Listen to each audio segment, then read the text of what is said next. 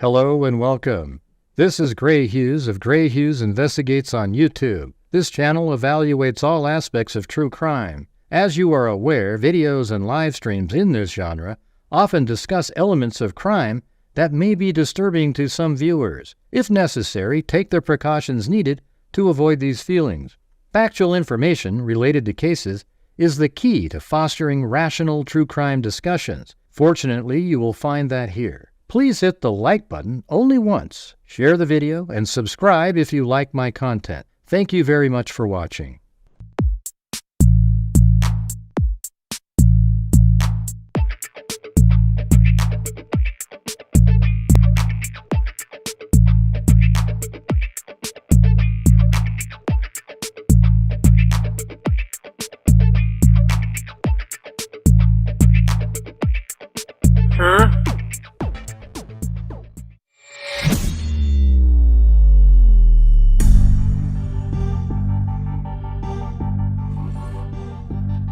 What's going on, freaks? How's it going, everybody? Yeah. All right.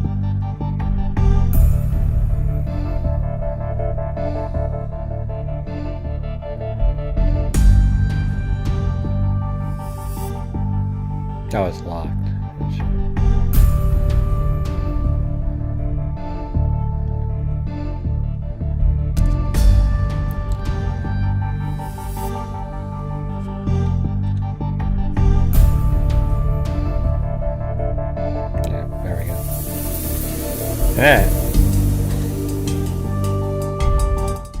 All right, here we go.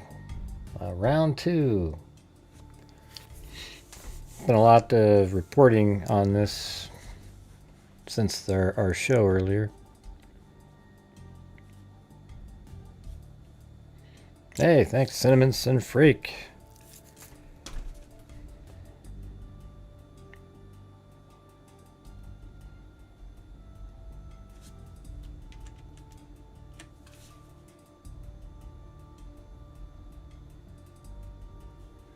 Looks like that got too big, that one.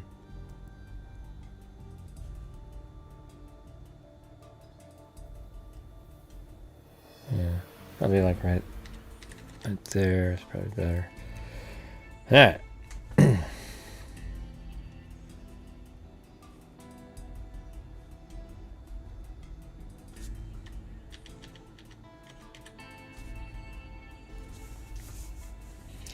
A lot of bushes and trees around. Yeah, we said that. You didn't notice that, Timothy Cecil. We talked about it 5,000 times on the last live stream. Jesus. Let's see. Here we go. Hey, look at it, Cindy. You're like the king of repeating exactly what I said. Almost like you do. I don't know if you accidentally. I don't know what the deal is. It's crazy. Yeah, it's a pretty weird one. There's some photographs out from a drone that I think CBS put up in the air over here. It looks exactly the same as this, but it's obviously from now. So here's some drone footage. So, I mean, if you're not aware, Nancy Guthrie, who's the mother of Savannah Guthrie of the Today Show, she was dropped off at like 9:45. She lives alone, but then has people like gardeners and other people that come around and help out. She lives in this house right here. And then she was supposed to go to church the next day on Sunday. So it was Saturday night. She was dropped off at 9:45. And then she was supposed to be at church in the morning, but didn't show up. And then people reported her missing. And then when law enforcement went there, they were able to notice that there was some issues inside the house, and it appeared that she was abducted right out of her bed. Okay, and I think it was probably like between 1 and 4 in the morning when this happened. Let's see. That's just hilarious, Timothy. I mean, I literally said on the show, I have him go down Street View, and I said, look at all the brush there. It's probably going to affect the surveillance footage. And I showed it like 2 or 3 times. Hey, thank you, Viv Photography. We even went up and down Street View.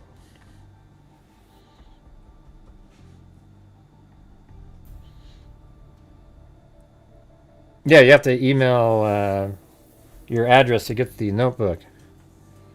Right, Timothy, right. Yeah, so let's see, we got the, yeah, you got to email the address if you won the notebook.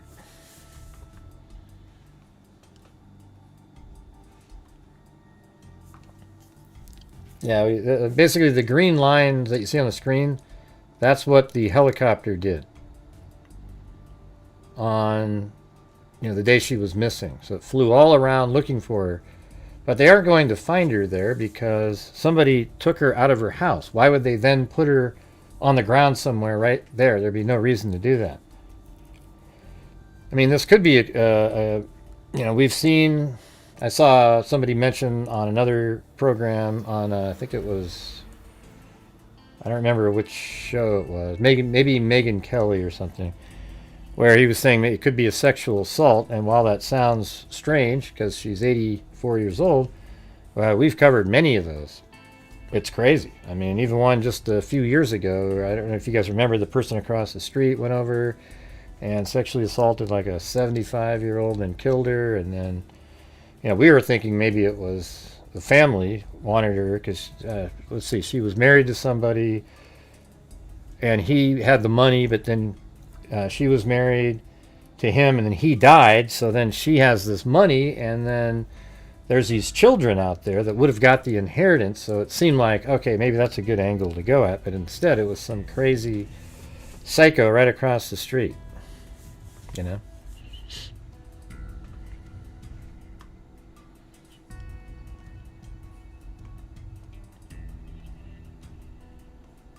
Yeah, what we were showing. Hey, but by the way, Alley Cake sent me this. There's this really kind of before we get to this, there's this really creepy thing that in I think it was in New Orleans or something like that, where there was biologics. Could have been. Now I don't remember exactly where it was, but this person who was from China. They had already, he was operating an illegal biological lab, and then the same LLC pops up at another house, and then they went in there. Yeah, Las Vegas, right? I knew it was a place where there's like gambling or something. That's why I was thinking of New Orleans. I don't know why it made me think of that. Yeah. You guys have already heard about it? You don't want to do it then? Okay, forget it. All right, because there's a press conference. It might be important to listen to. I don't know. I haven't heard it, but it's pretty creepy. Would you guys be interested in that? Or I'll do a poll in here and see what people say.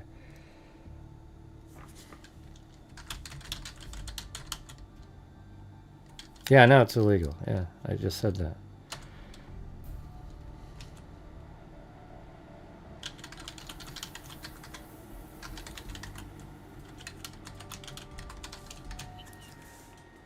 All right, here we go. Because I know people are probably here. I mean, we do the show for like 3 hours, so we could easily just do this. Yeah. But there's a lot of people, they just like their just sort of drones where they just want to do one thing, they can't do something. And so we'll just see how it goes. See, look at all the no's up there. They just, I know, they just want to.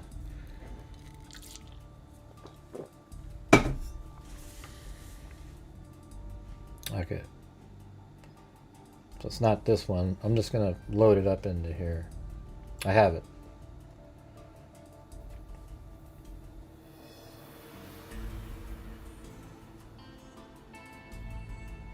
Looks like it's... Uh-oh. Oh, wow. That audio is terrible. Look at that. Looks like it's pretty long, though. So let's see. Audio channels... Both of them like that. And make it louder.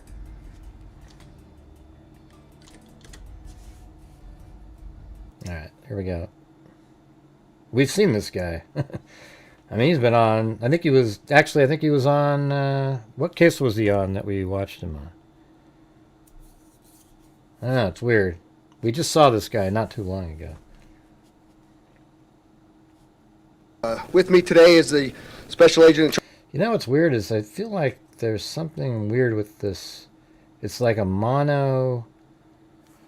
Let me just do another sequence and see what's going on with this. This looks. Oh yeah, it's got 20. How did I do that? That's crazy. That's the problem. 10 HD. There we go. Should work now, I would imagine. And had we found anything? There you go. See? That's crazy. So I changed my sequence settings to some crazy. Afternoon, I'm Sheriff Kevin McMahill with the Las Vegas Metropolitan Police Department. With me today is the special agent in charge of the Las Vegas FBI field office, Christopher Delzato, and the Clark County Fire Chief, Billy Samuels. Let me make it a little bit less loud. That's all the way to the max on there. You'll hear from all three of us. I want to provide a more detailed update and walk you through how this investigation unfolded. Just a little over a week ago, LVMPD received limited information indicating that laboratory equipment and potentially hazardous materials were being stored at a residence in the northeast part of our town. As our investigation progressed, we determined that the home was owned by the same individual connected to a prior illegal biolab investigation in Reedley, California that occurred in 2023. It reminds me of like 12 Monkeys. You guys ever seen that movie? That movie's creepy. But look, we had 320 people here, but then they left. Okay, I just wanted to hear about. Why don't you want to learn about something that's probably a little bit actually more important, to be honest? The nature of that earlier investigation raised significant concern for what we might encounter in this new case. In Reedley, investigators reportedly discovered an illegal biolab containing materials possibly associated with a range of infectious diseases, including hepatitis, COVID, HIV, malaria, and other potentially dangerous pathogens. While it is unknown whether similar materials were present here at the Las Vegas residence, the possibility required us to proceed with extreme caution. Because of these concerns, LVMPD's counterterrorism section and our armor task force, in partnership with the FBI, immediately initiated a joint investigation and began developing detailed operational plans to address this potential threat. Out of an abundance... Yeah, see, it feels like I can't cover this yet. Maybe I'll do it at the end when we have time. Because we had 320 people, now there's 253, and it'll just keep going down and down and down and down and down and down and down. All right, so forget it. Man, that just shows you our society now. I can't do it. Whew, wow, that sucks. All right, so we're gonna go over to these other. We've got a whole bunch of different audio articles that we can listen to over here. Yeah, it was China. But it just sucks that there's people that are so uninterested. And I've got to do what, 70 people left right when we started talking about the biolab thing. Isn't that incredible? Just sick. Yeah.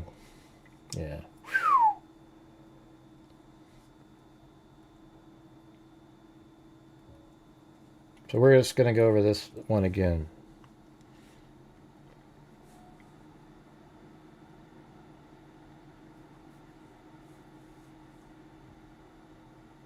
All right. Yeah, it's crazy.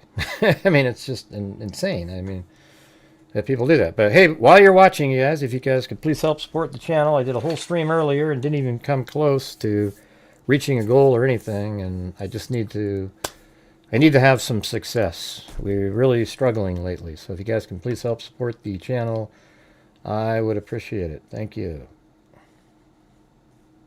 And it'll show up on the top of the screen up there, the middle screen, etc. Right? Savannah Guthrie, 84-year-old mother, was snatched from her bed in the middle of the night. The man leading the investigation told the Daily Mail in an exclusive interview. Nancy Guthrie was reported missing in Tucson, Arizona at noon on Sunday by her family. She hadn't been seen since the night of January 31st. Now, haunting new details about the disappearance have come to light, with investigators believing that the elderly woman was abducted from her bed. Hey, thanks, Christopher Marshburn. Nancy lives in a $1 million home in Tucson, Arizona. It's an affluent Catalina foothills area. Her phone, wallet, and her car were all at her home, which is always really an ominous sign when somebody's missing. Even that case recently when somebody took her own life, it's the same kind of thing. When police began looking for her and detectives searched her property. Hold on. Lights in the common area were all on, and Guthrie's front door was unlocked, but there were signs of forced entry. The Daily Mail understands.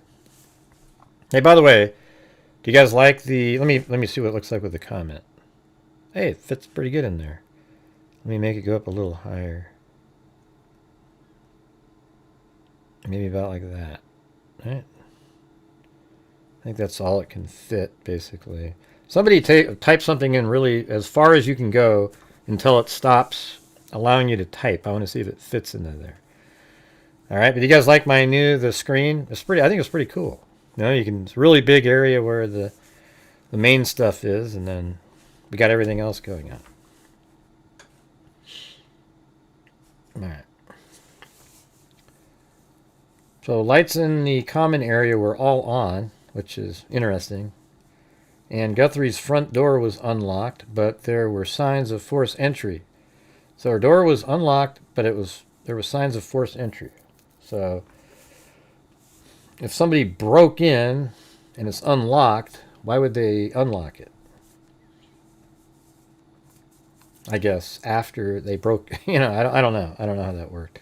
Maybe, she wouldn't have gone to the door. I was thinking maybe she came to the door and they kicked it right when she was unlocking it, but they say that she was abducted from her bed.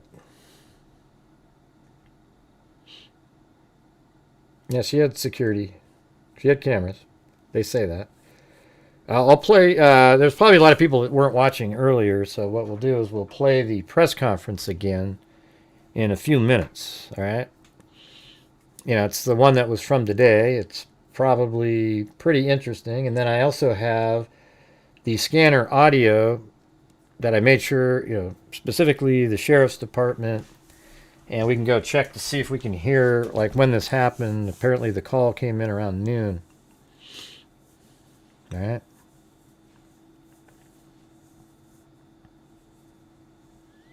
All right. So we'll do the press conference again here in a minute. Nancy Guthrie had been out with the Today Show anchor's sister, which is, why not say her other, her daughter? I mean, it's like the whole world doesn't revolve around Savannah Guthrie. I've never been a fan and don't really give a shit. She's just a regular person that's working a job. She's no smarter, nothing more than anybody else. So it's like everything's associated with her. It's like she's the head of everything, and then, oh yeah, the mother of her, and then the daughter of the, it's just ridiculous, okay? Nancy Guthrie has been out with Today's Show's anchor's sister. Why not just do a different paragraph and say, Nancy is the mother of Savannah Guthrie, the Today's Show host. On this day, Nancy was out with her other daughter. It's just crazy. Hey, thanks, Betty Black. All right, here we go.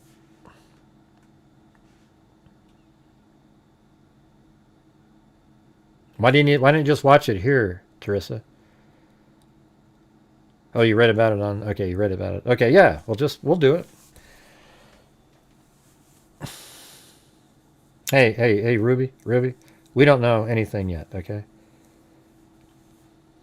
You're one of those nut jobs that just shows up somewhere, typing in all cap with really rude shit, just trying to get exactly what I just did was respond. Okay, God, that's not why it's removed. It was removed because of the idiocy, just the blatant crap way it was written.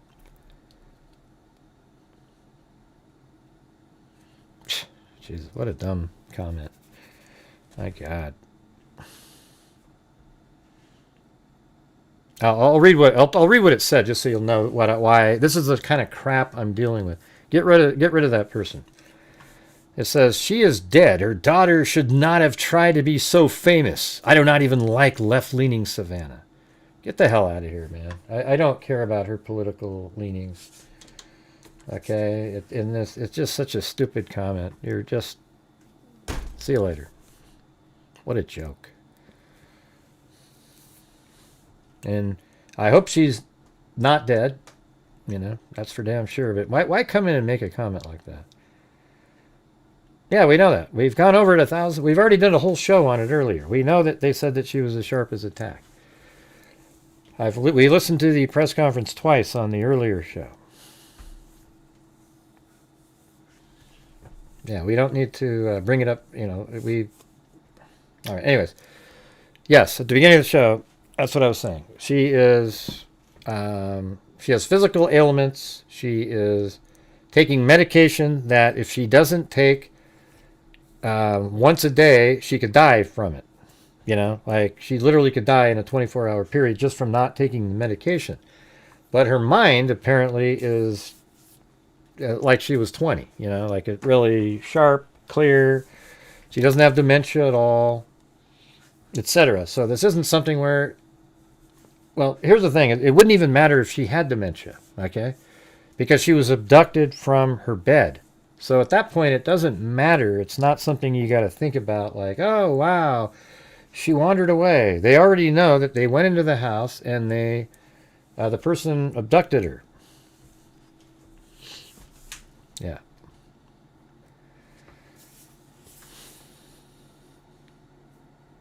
She doesn't have dementia. Oh, okay. Yeah, well, that's cool. Yeah, well, whoever said that she has dementia, you're incorrect. So when STPT now corrected you, she was right. Okay? Yeah, I can't read every comment, so like I say, I make a mistake. All right, so this is what I said on the previous show, right? So at 9:45 in the morning, at 9:45 in the evening of Saturday, she was dropped off at home by a family member, which is they're about to talk about here. Then she was supposed to be at church on Sunday morning and didn't show up. So the window, the absolute window, is 9:45 to whatever time they know that she was supposed to be at church. However, I don't think anybody abducts anybody when it's like 10 o'clock at night in a neighborhood where there's other houses around.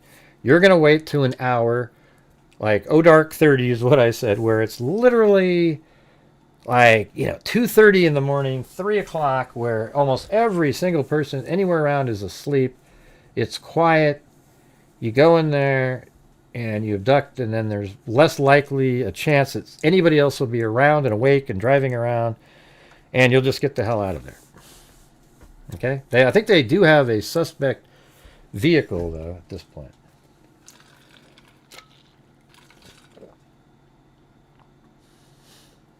They didn't say how they know. I think it's what they probably know she was abducted is because her cell phone, her car, and her purse are at home, and they can see that she likely was in bed, and then there was forced entry into the home. I think you can just reasonably conclude that, right? How about just those elements alone, using logic, reason, and common sense, you might think that. Do you agree? All right, so here we go. Oh, here it even says that right here. I mean, it says Nancy lives in a $1 million home. Her phone, wallet, and car were all still at her home when police began looking for her.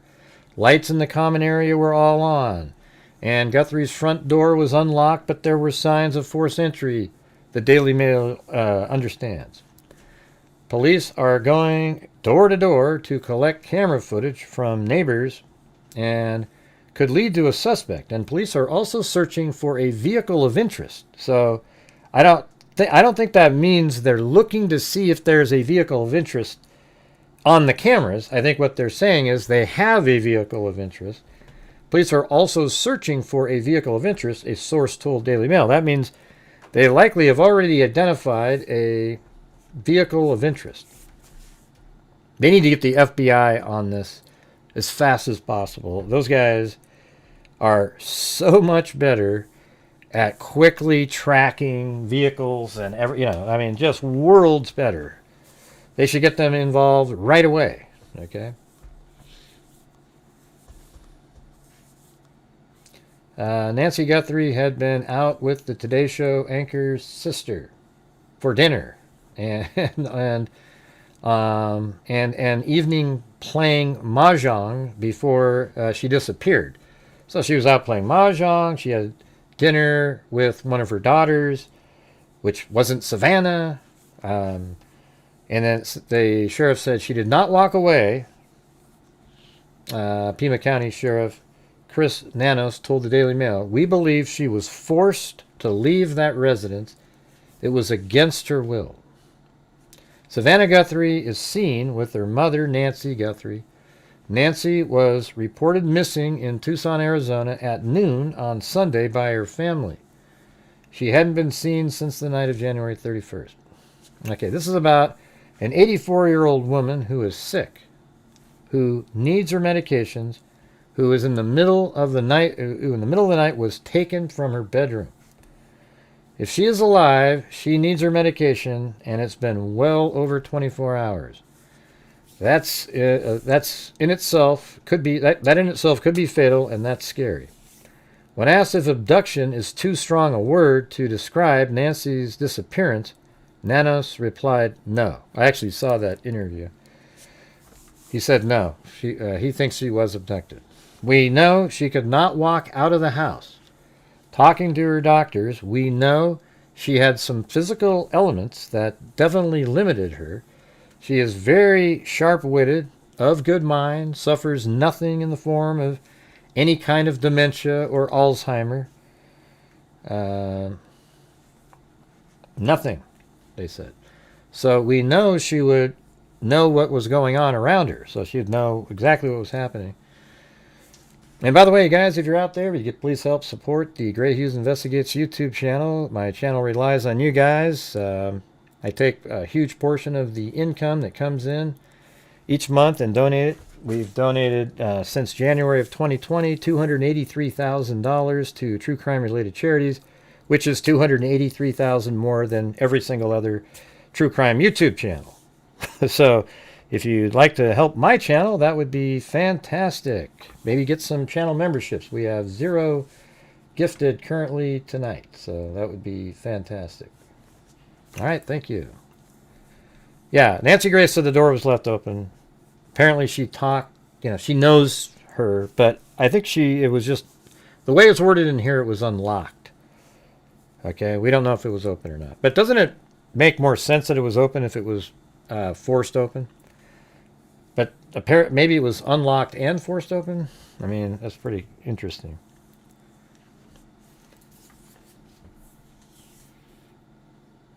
This was in our opinion, someone entered her home in the middle of the night. That's exactly what I was saying. It's going to be like, I think it's 2:33, something like that. Hey, thanks Cheryl Bullock for gifting a membership. It could be more than one person. We don't know that yet. Nano said nothing suggests that Guthrie could have been smuggled across the Mexican border, which is only 60 miles from Tucson. There's nothing to indicate cartel or border issues, he said. Nothing like that. This follows the news that the Today Show anchor 54, who was set to co-host the opening ceremony for the network alongside Terry Gannon at Studio San Siro in Milan, Italy on February 4th, is likely going to pull out of the gig. Hey, thanks, Music Maker. There is no way Savannah will be there, an NBC source said.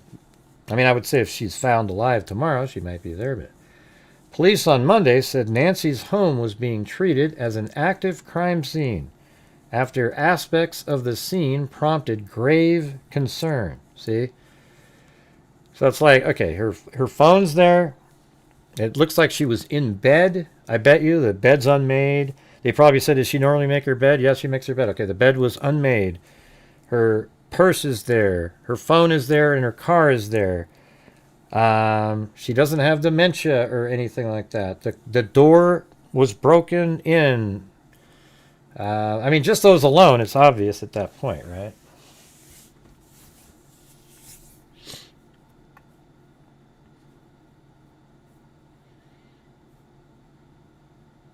No, they didn't, Karen. We've already gone over all this.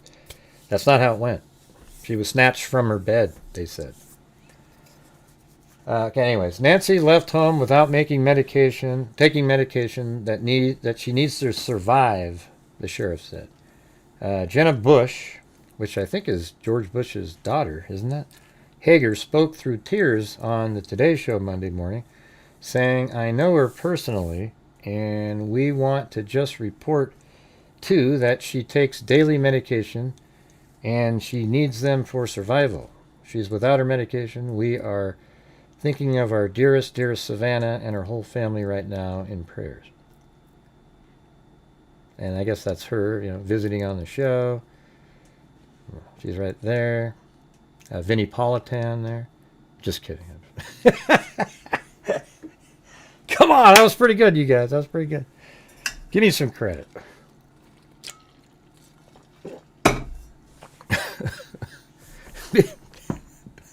It's Vinnie Politan's dad. That's pretty good. That's pretty good. Let's see. Host Craig Melvin, who is among Guthrie today, co-host to share messages of support on social media, conveyed how close to home the story was to the Today Show's team, telling viewers this is very concerning to us. We don't typically get involved at a scene like this, but it's very concerning. Guthrie was not at work on Monday, issued a statement via Today on behalf of their family in which she thanked everyone for their thoughts, prayers, and messages. Right now, our focus remains on the safe return of our dear mom, she said. We thank law enforcement for their hard work on this case. All right, so there was that one. Let's see. Come on, that was funnier than I got 2 laughs out of that. Jesus. Let's see. I thought that was pretty funny. It made me laugh. So as long as it makes me laugh, I feel better. Going missing and the police being involved. I think they got involved around noon. So probably just 3 hours, Like she was supposed to be at church, and then at noon. So, I mean, it's hard to know, right? Like when you say when she went missing, like this comment right here, what was the time difference between the lady going missing and the police being involved? Was it long enough for them to get far away? Well, we don't know what time she went missing precisely, right? They might, but they haven't reported that yet. Well, we don't know who abducted, Stephanie.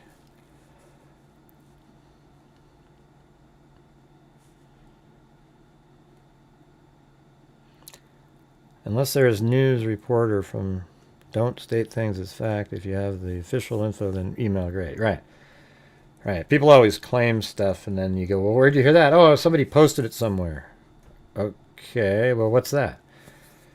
I mean, we don't work like that. We're not one of the conspiracy channels where we just run with the latest comment somebody makes and get all excited. Hey, they said there was bright lights and a really bright beam of light that came down.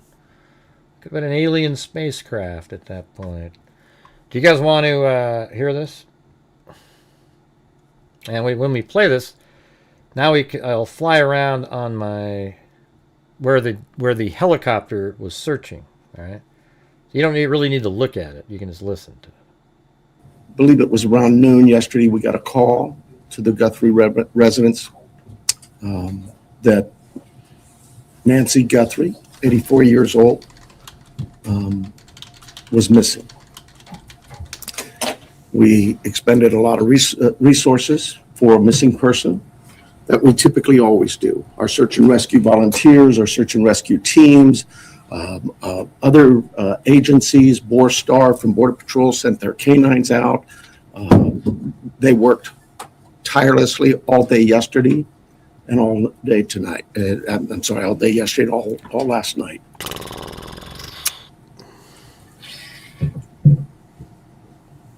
To no avail. As I said yesterday, we saw some things at the home that were concerning to us.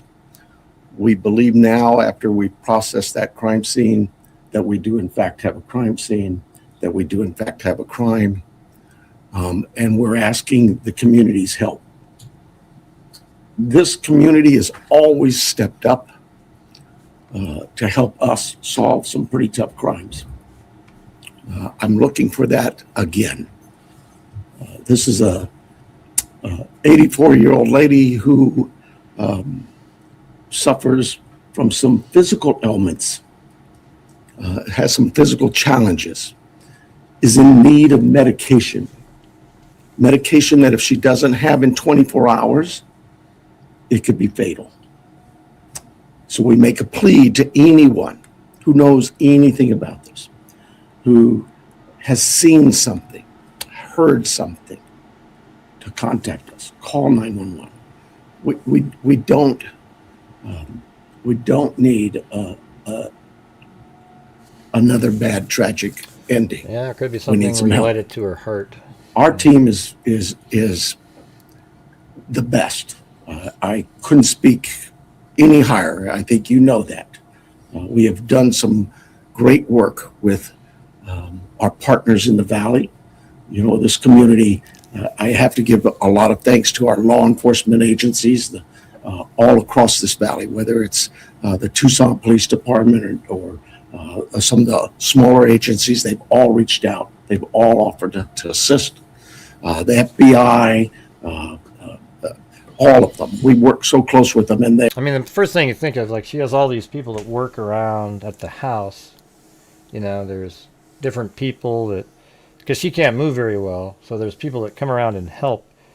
And you just wonder if some of them have a key. Did somebody else get access? But then you have the fact that it was broken, forced entry. So what if it's like this? How about this? What about this? What could answer both of those? How about a scenario like this? The door's locked, they unlock it, and then there's a chain on, you kick it, and then there's forced entry. Because now it's unlocked and there's a sign of forced entry. How about that? Or whatever that, you know, maybe they have that other thing that slides over. But I think that actually makes sense right there, right? That they had there was a key and it unlocks the door, and then there was forced entry, because then that would explain why the door was unlocked. It's just a thought, right? they are all plugged in. We'll continue to work closely with them. But what I really need is I need this community to step up and start giving us some calls. Let us know if you've seen something. Thanks, we are right now at a time, and I apologize, everybody tells me I talk too softly. We are at a time where, in this investigation, we're now moving forward where we need to depend on technology. You know, our license plate readers, our camera systems throughout the community, anything, everything. And we will download all that data we have from the home, from different pieces of technology we've gotten, and we will use that to our advantage. But the reason I bring this up is that, you know, I'm a cop. I hate politics, but I have to remind our political leaders that they need to quit this banter of every time law enforcement leaders come to you for a need, that you give up these ridiculous remarks about it's going to be misused. AI is I a don't know, bad, Sandy. evil word. I don't know, Sandy. That doesn't make sense. Cameras are very bad and evil. I'm tired of that. Those tools in the right hands with the right minds and the right approaches are extremely valuable to solving crimes just like this. We need this. We need more staff. And We're we always need a looking lot for a of way things. to, like, But what I really need is contradict. I need the community's help with this. So I want to make sure I didn't, before I take any questions, it is a crime scene. We know that. She needs her daily medication. And anybody that sees anything that even looks, hey, maybe that's her, just take a quick picture. Take a video, send it to us. The number is real easy here locally. It's 911. You can contact. Hey, is anybody up for setting up a challenge in here, you guys? We're having one of those struggling yet again with 400 and something people watching. We're not getting the support. See, my channel relies on the people watching, and we make a huge difference out there at the end of each month and during the month. And the only way that happens is if people are supporting. So if you got $2, $5, whatever it is, you help support the channel. Hopefully you get some channel memberships gifted, etc. And we can make a difference at the end of the month. If not, I mean, it's just becoming harder and harder, it seems, in these shows. It's wild. I know that everybody else doesn't give a damn, but my channel does, all right? Contact our 88 Crime and remain anonymous. You can call me, anybody. I am here to take any questions you may have. It will be a little limited. I apologize for that, but we do have a crime that we need to protect its integrity. I have here Sergeant David Stivers from our homicide team. He has been up all night, so bear with us if we are a little bit fuzzy in our answers or responses, but we're both here for any questions It you may wasn't have. somebody she Let's start. didn't leave willingly. Recognizing your limitations, but can you elaborate at all on what makes you believe it's a crime scene as opposed to someone who left home and just couldn't find their way back? Well, I think I told you, she is very limited in her mobility, right? We know she didn't just walk out of there. Right, That we See, know. there you go. There are other things at the scene that indicate there was Hey, thanks. Head in the a- clouds. Just like me. She did not leave on her own. We know that. If you don't have plate readers, is there a vehicle associated with this? We're when I told you we're now at the phase where we're looking at all the technology, all of that is being evaluated as we speak. Let me say this: we've not just thrown our search and rescue team out there. They are Thanks, Trouble Man. going to be doing some door-to-door with our criminal investigation team. It is not just our homicide unit, all of our criminal investigation detectives. I went out last night to the scene. There were probably 100 cars out there, all from the sheriff's department, all working this case. It takes a lot of manpower and a lot of energy. This team of mine worked throughout the night. They continue to work. David's had zero sleep, but he and his team are working as hard as they can. Is there anybody else associated with her, a caregiver, family member, acquaintance, who is also missing and somebody? No. The family, all of the family has been very cooperative with us. They're working with us. They're staying in touch with us. They have complete access to anybody on this department. Savannah has been in touch with us as well. Our hearts go out to them. This is their mom. She's just a great lady from what I've heard, and I feel for the family. We just want to find her. Yeah, I was thinking when Timothy's saying, "Hey, those bushes! I noticed the bushes." I should say, "Man, after all the years Timothy's been watching, maybe he thinks the same way I do now." That's how I might be able to do that. It's just funny. But there's other times where he knows that, so I'm just like, okay, I wasn't sure if that's what he was doing. Bring him back safe. And what we're talking about is, or I'll just pause this, but this is actually, see the green here, you guys? That's the exact route the helicopter took. I downloaded the KML file, then I imported it into Google Earth, and then I have it, well, it took a while because you have to combine all of the different little splines. There's 2,000 of these little things, and then it turns it into one path, and then you then have the camera followed around, so that's what you're looking at, is the camera literally flying the same exact route the helicopter took. All right, but if we go down to the house here, this is where Nancy Guthrie lived. No, see, we say lived. Maybe she still lives there, you know. And there's a yard in the back, a nice little yard, and little steps that go up to a swimming pool, nice and secluded back here. Can't really see it. I'm sort of interested with this garage area here, though. Okay, and I'll show you why. So we're looking at these pictures here, and there was one that I was just really excited about, like in terms of like, whoa, kind of thing. Is like right over there.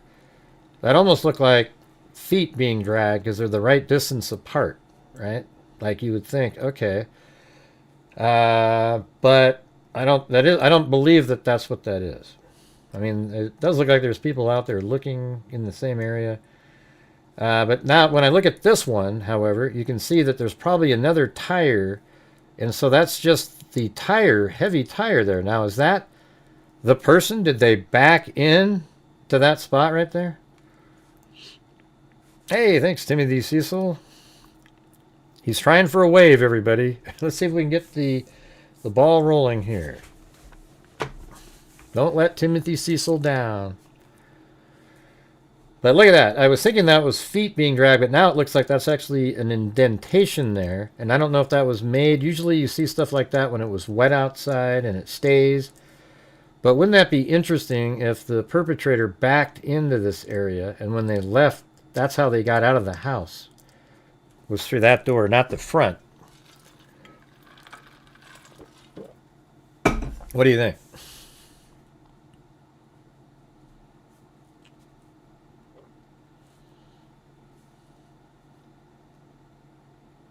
Yeah, so you still see it up there. And that's my thumbnail, but yeah. It's amazing how good this 3D model on Google Earth is. It looks exactly the same.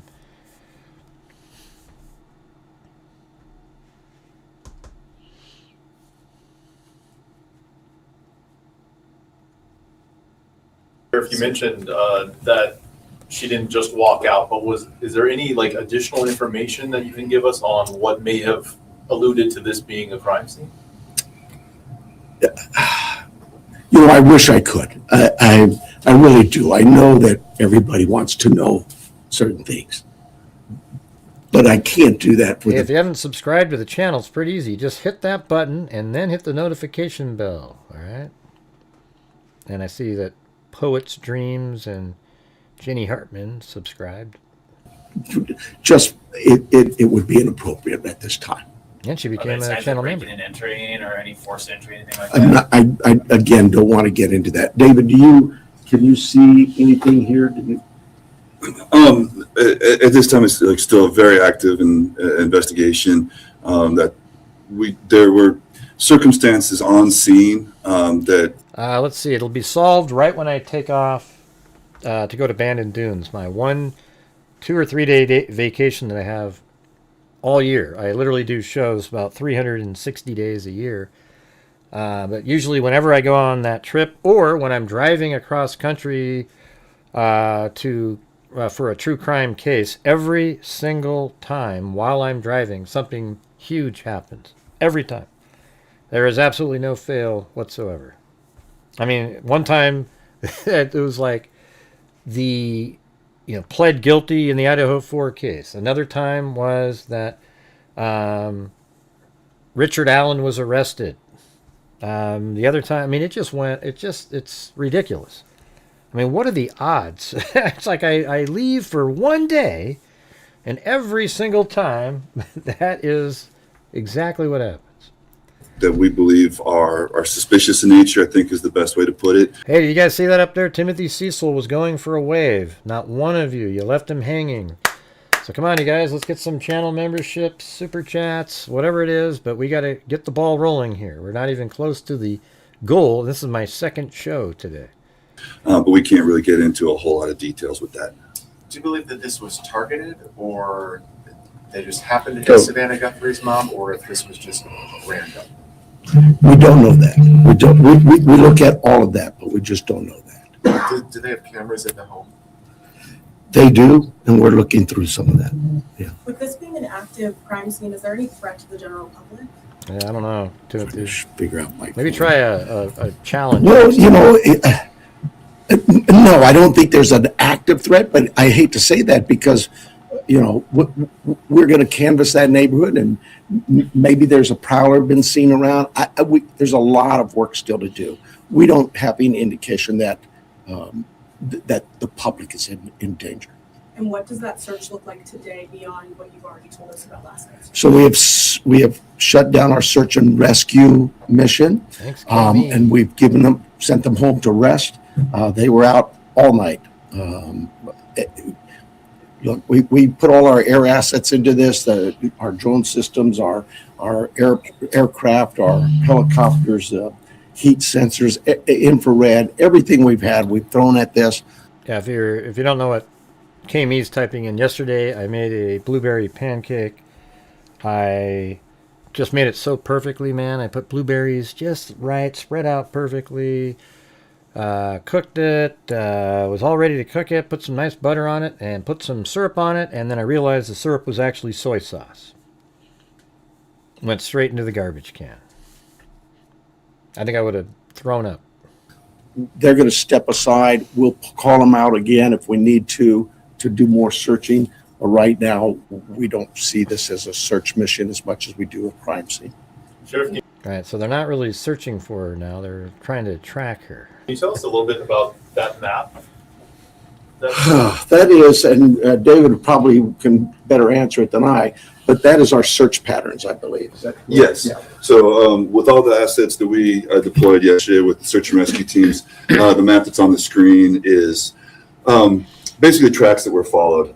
Those are all, the colored lines are all ground tracks of different teams and different assets that were used on the ground, to include the canines, the volunteers, and our own search and rescue team.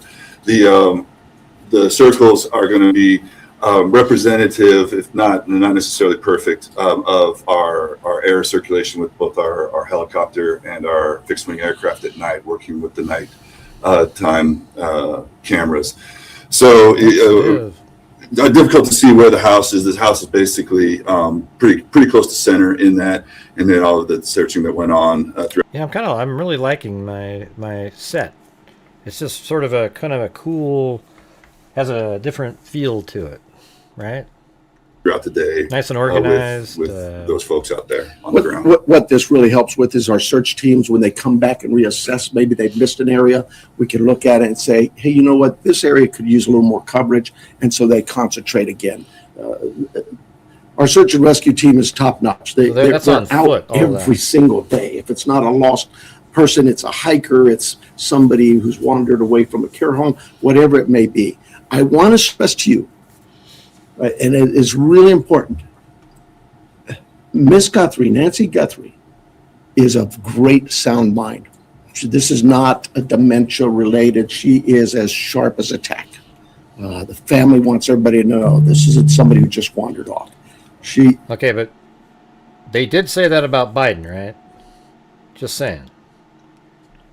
Her physical limits are based on just age, and we get old, and so it's more physical. But clearly, she is as sharp as a tack. Do you have her cell phone, and does that present any tracking? The thing is, in this case, it doesn't matter if she's as sharp as a tack or anything. It doesn't. It's irrelevant now because somebody came in and abducted her, forced her out. We're looking at that as we speak. But do you have it, or do you not? We do have it. Can you give us a little bit more of a timeline? Because Gray, I can't believe you said that about Biden. I'm never watching again. You always have to bring up politics. you said she didn't leave on her own. She was last seen at 9:45. Just saying. She wasn't Okay, come on. missing until Be noon. honest.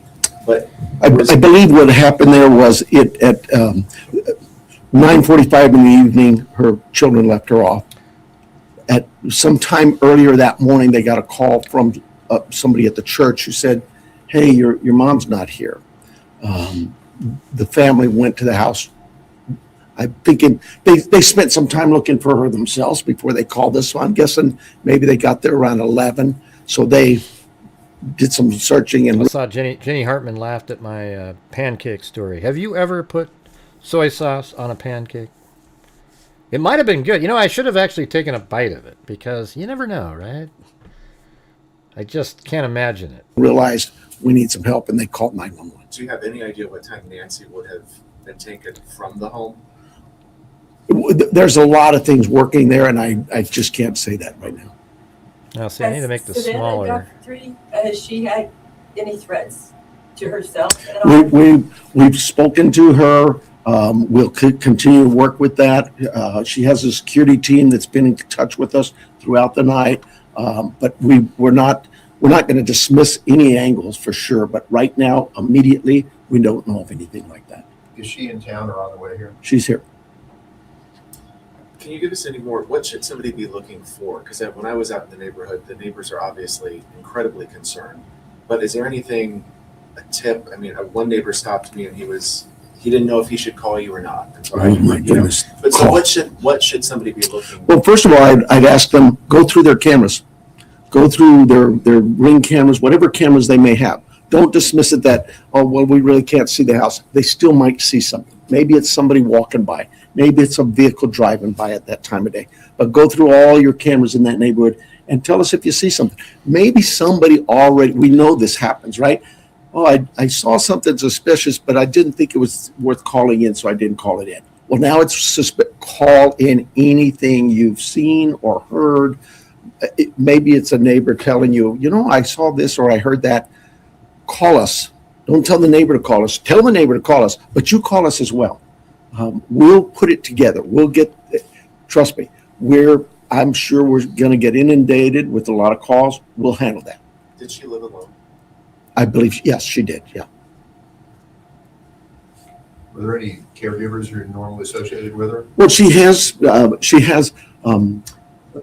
house staff that comes by, takes care of the yard, whatever, in her house and that. But those people we'll be talking with that have talked to some of them already. But nobody who's like a live-in or Nobody actually lives with her, no. Like I say, she's of great sound mind, and she is mobile. It's just, it's a challenge for her to get, as the family says, she couldn't walk 50 yards by herself. So.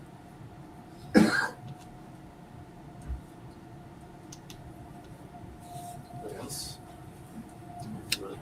Somebody asked about the FBI. I'm sorry. Somebody asked about the FBI. We, like I said, we work closely with all of our partners, whether they're the FBI, ATF, ICE, whoever. We know that they have certain capabilities and certain resources. Yeah, we don't need to, we've got that information, just me, so you don't need to type in how great somebody else's video was when we're actually just doing our own show. Yeah, so the sheriff says in an interview later, I'm just playing the original interview, but he says in an interview later, now I have to bring it up quicker because just me jumped in here. They found DNA, they believe, from the suspect. And so maybe that points to that sexual assault we were talking about, unless she attacked him, or maybe they used bare hands to grab a door or whatever. But they seem to believe they have that. But again, you guys, any chance you guys could help support the channel? We need more channel memberships gifted. We've only got 3. That's crazy. Just as we have certain capabilities and resources. So yes, we'll continue to work with them, and they've offered assistance to us. We accept that assistance, and we offer assistance. But just last week, the FBI called us to handle a shooting that involved Border Patrol.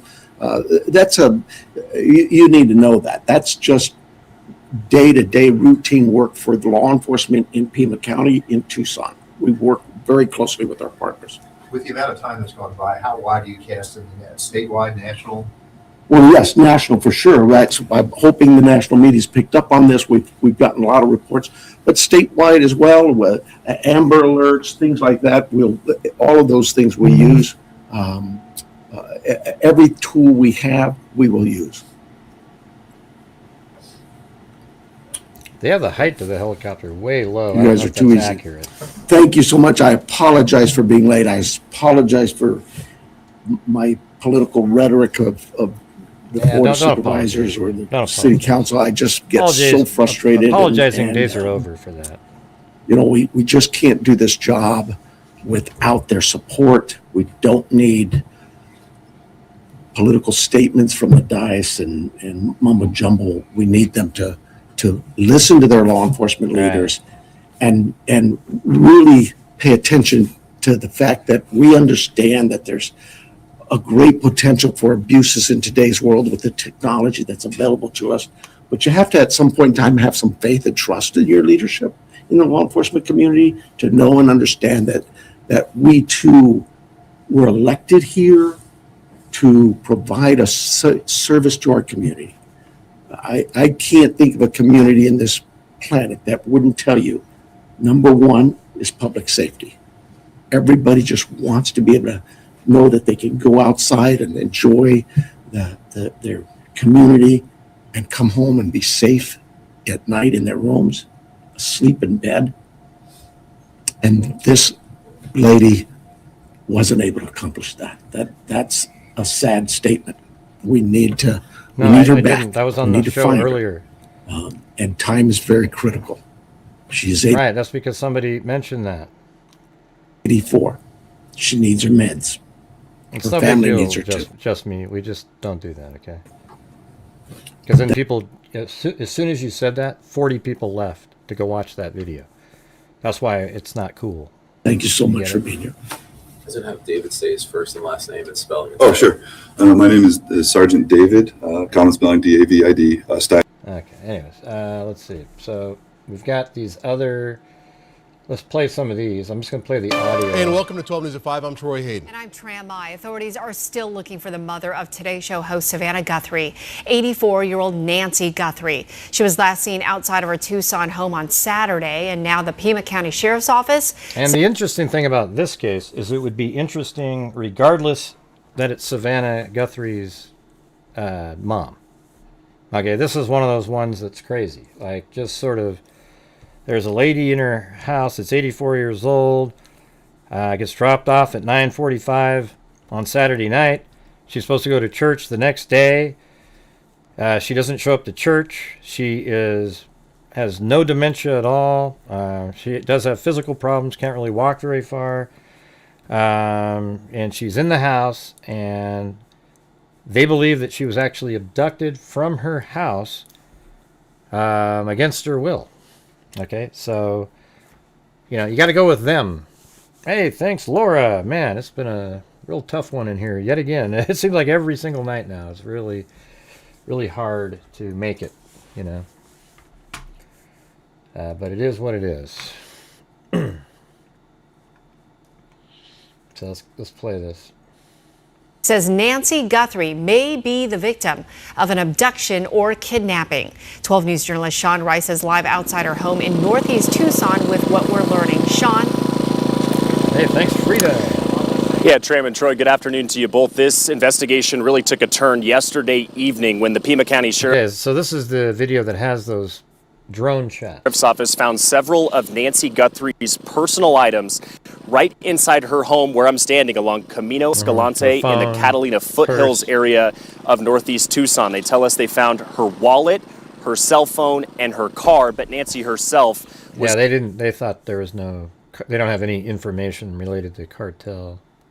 Nowhere to be found. Homicide detectives with the sheriff's office immediately responded, and that is when the investigation took that turn I mentioned. The sheriff's office just emailed me just minutes ago saying what you all really mentioned, which is that they believe, and investigators believe, that she was taken against her will, potentially in the middle of the night. Right, that's what they believe. But don't you guys all want the FBI to get in there? They are so good at finding vehicles, tracking, all that stuff, man. They're able to do this way quicker than any kind of local law enforcement. That could include an abduction or a kidnapping. Let's take you to some drone video. Of course, given the paranoia by everybody in society, every time the FBI does something, there's something that just doesn't add up. shot this afternoon. This gives you really a bird's eye view of this area we're talking about in northeast Tucson. This is a very affluent, a very safe area. This is an area where kidnappings and abductions or missing person cases even are few, and the safety for locals is high. The Pima County Sheriff's Office began to scour this area in search of the 84-year-old woman Sunday at around noon. That's when family members reported her missing. Authorities say she was last seen in person at her home the night before at about 9:45 Saturday night. While this does remain a missing persons case, Sheriff Chris Nano says homicide detectives were called out to investigate yesterday afternoon, revealing that inside the home there are signs that a, quote, crime was committed. To preserve the investigation, the sheriff here in Pima County could not divulge any additional details. The sheriff did say Nancy was reported by those family members missing, but the people who first noticed that something wasn't right with her normal schedule was people who she attended church with every week on Sunday morning, and when Nancy no-showed yesterday morning, it was very unlike her. Nancy Guthrie is of great sound mind. This is not a dementia related. She is as sharp as a tack. We know she didn't just walk out of there. That we know. There are other things at the scene that indicate there was a I think he was about to say a struggle. Okay? That sentence, this is what I do on here. I back engineer shit. See, right there, I didn't think of it before, but now listening to it again, that there was a, well, what else would there be a of, you know? There was a pile of, it's like, that's the next word is a struggle, right? He's not going to say that, though. He knows he can't do it. But I really think that that's what he's about to say. Hey, Jenny Hartman, new member. What the hell was that? I am enjoying your show. Your voice reminds me of... Oh, my God, Norm Macdonald again? Why do people say that? It's just... I almost think you guys... There's a club of people that say I sound like Norm Macdonald. But you know what? I must sound like him in some way, because literally I've had 100 people type that in. I don't know if that's good or bad, but that's hilarious. All right, let's see.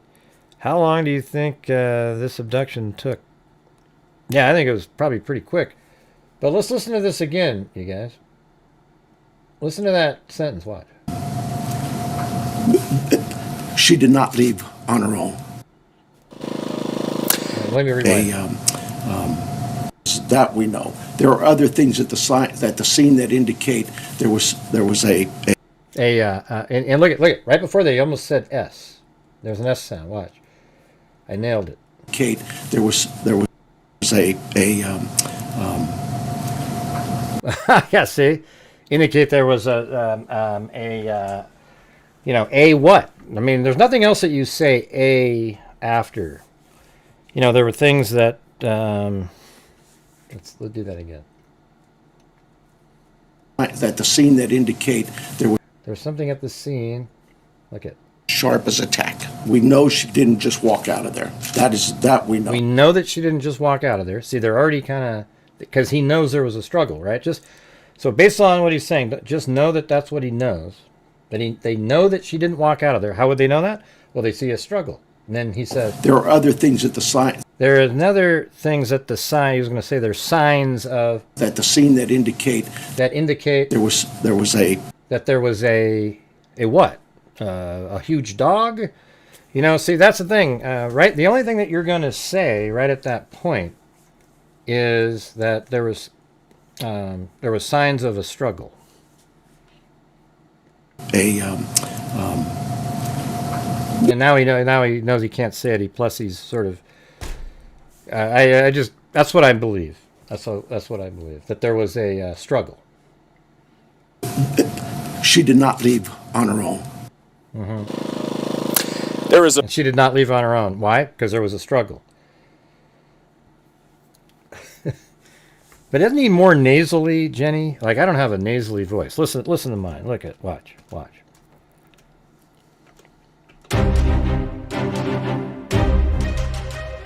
Thank you for watching Gray Hughes Investigates on YouTube. where we cover true crime using logic, reason, and common sense. Thank you for watching Gray Hughes Investigates. See what I mean? I don't think that sounds like Norm Macdonald. Yeah, he can't share the rest of it, for sure. Of course, a major sense of urgency with this investigation, but one additional detail that makes it even more urgent is this morning Sheriff Chris Nanos told us that Nancy Guthrie takes daily medications. He described it as if she goes without, or for a 24-hour period without these medications on her, that it could prove to be a fatal time period, that she could pass away without these medications and taking these medications. The sheriff this morning also asked every person in this Catalina Foothills area to check their Ring cameras. I know many people nowadays have Ring cameras on their front doors to check any sort of security systems that they have. There was a struggle. Pull that footage, review it over the last 24 hours, and if anything seems out of the ordinary, to report that to the sheriff's office. It could be the missing piece of their investigation. He also asked for vigilance. As I mentioned, this is still considered a missing person. But that's okay. I'll take it as a compliment. I guess I've heard it so many times I might think of it positively. Case. So if anybody sees someone who resembles Nancy Guthrie in this area or anywhere in Tucson, anywhere in our state, to call 911 or the Pima County Sheriff's Office. We're live in Tucson. Sean Rice, 12 News. Well, ATF might be there just because they're law enforcement and know how to search, and they're helping.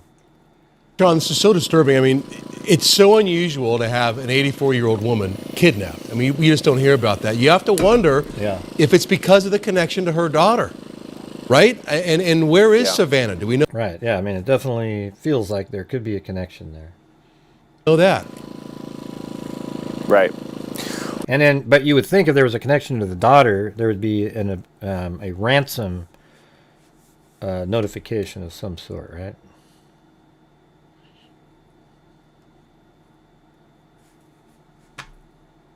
Yeah, we do. The sheriff divulged this morning that she was on her way here and landed this morning, so she's in the Tucson area. She wasn't at the press conference this morning, nor have we seen her at her mother's house today, but Savannah is here in this area. As I mentioned to you in our 4 o'clock show, it's hard not to imagine a situation where if this turns out to be confirmed, an abduction or a kidnapping, that it may have something to do with the work her daughter does on a daily basis. As a journalist, we're constantly reporting on stories and potentially exposing pieces of information that people don't want out there. And so there's no evidence to this point that I can speak to. Hey, thank you so much, Jennifer Robertson. There we go.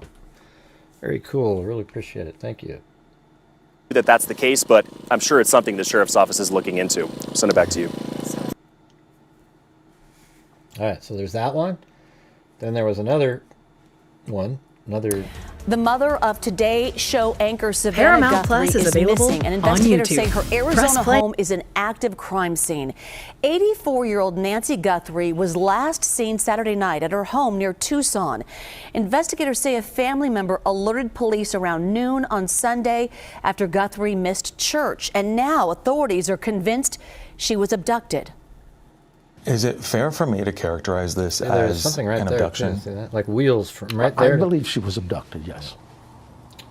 She did. See, he said, yes, I believe she was abducted. But look at this one right here. So we have the one in the back, but it looks like there's a tire there and a tire there.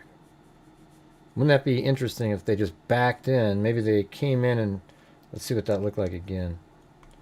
Yeah, so you could easily do that. You wouldn't have to back in. You could pull in right here, drive around, and park with the back of your car open right there. Then go in, abduct her, put her into the car, and you're out that same way. Boom, just like that.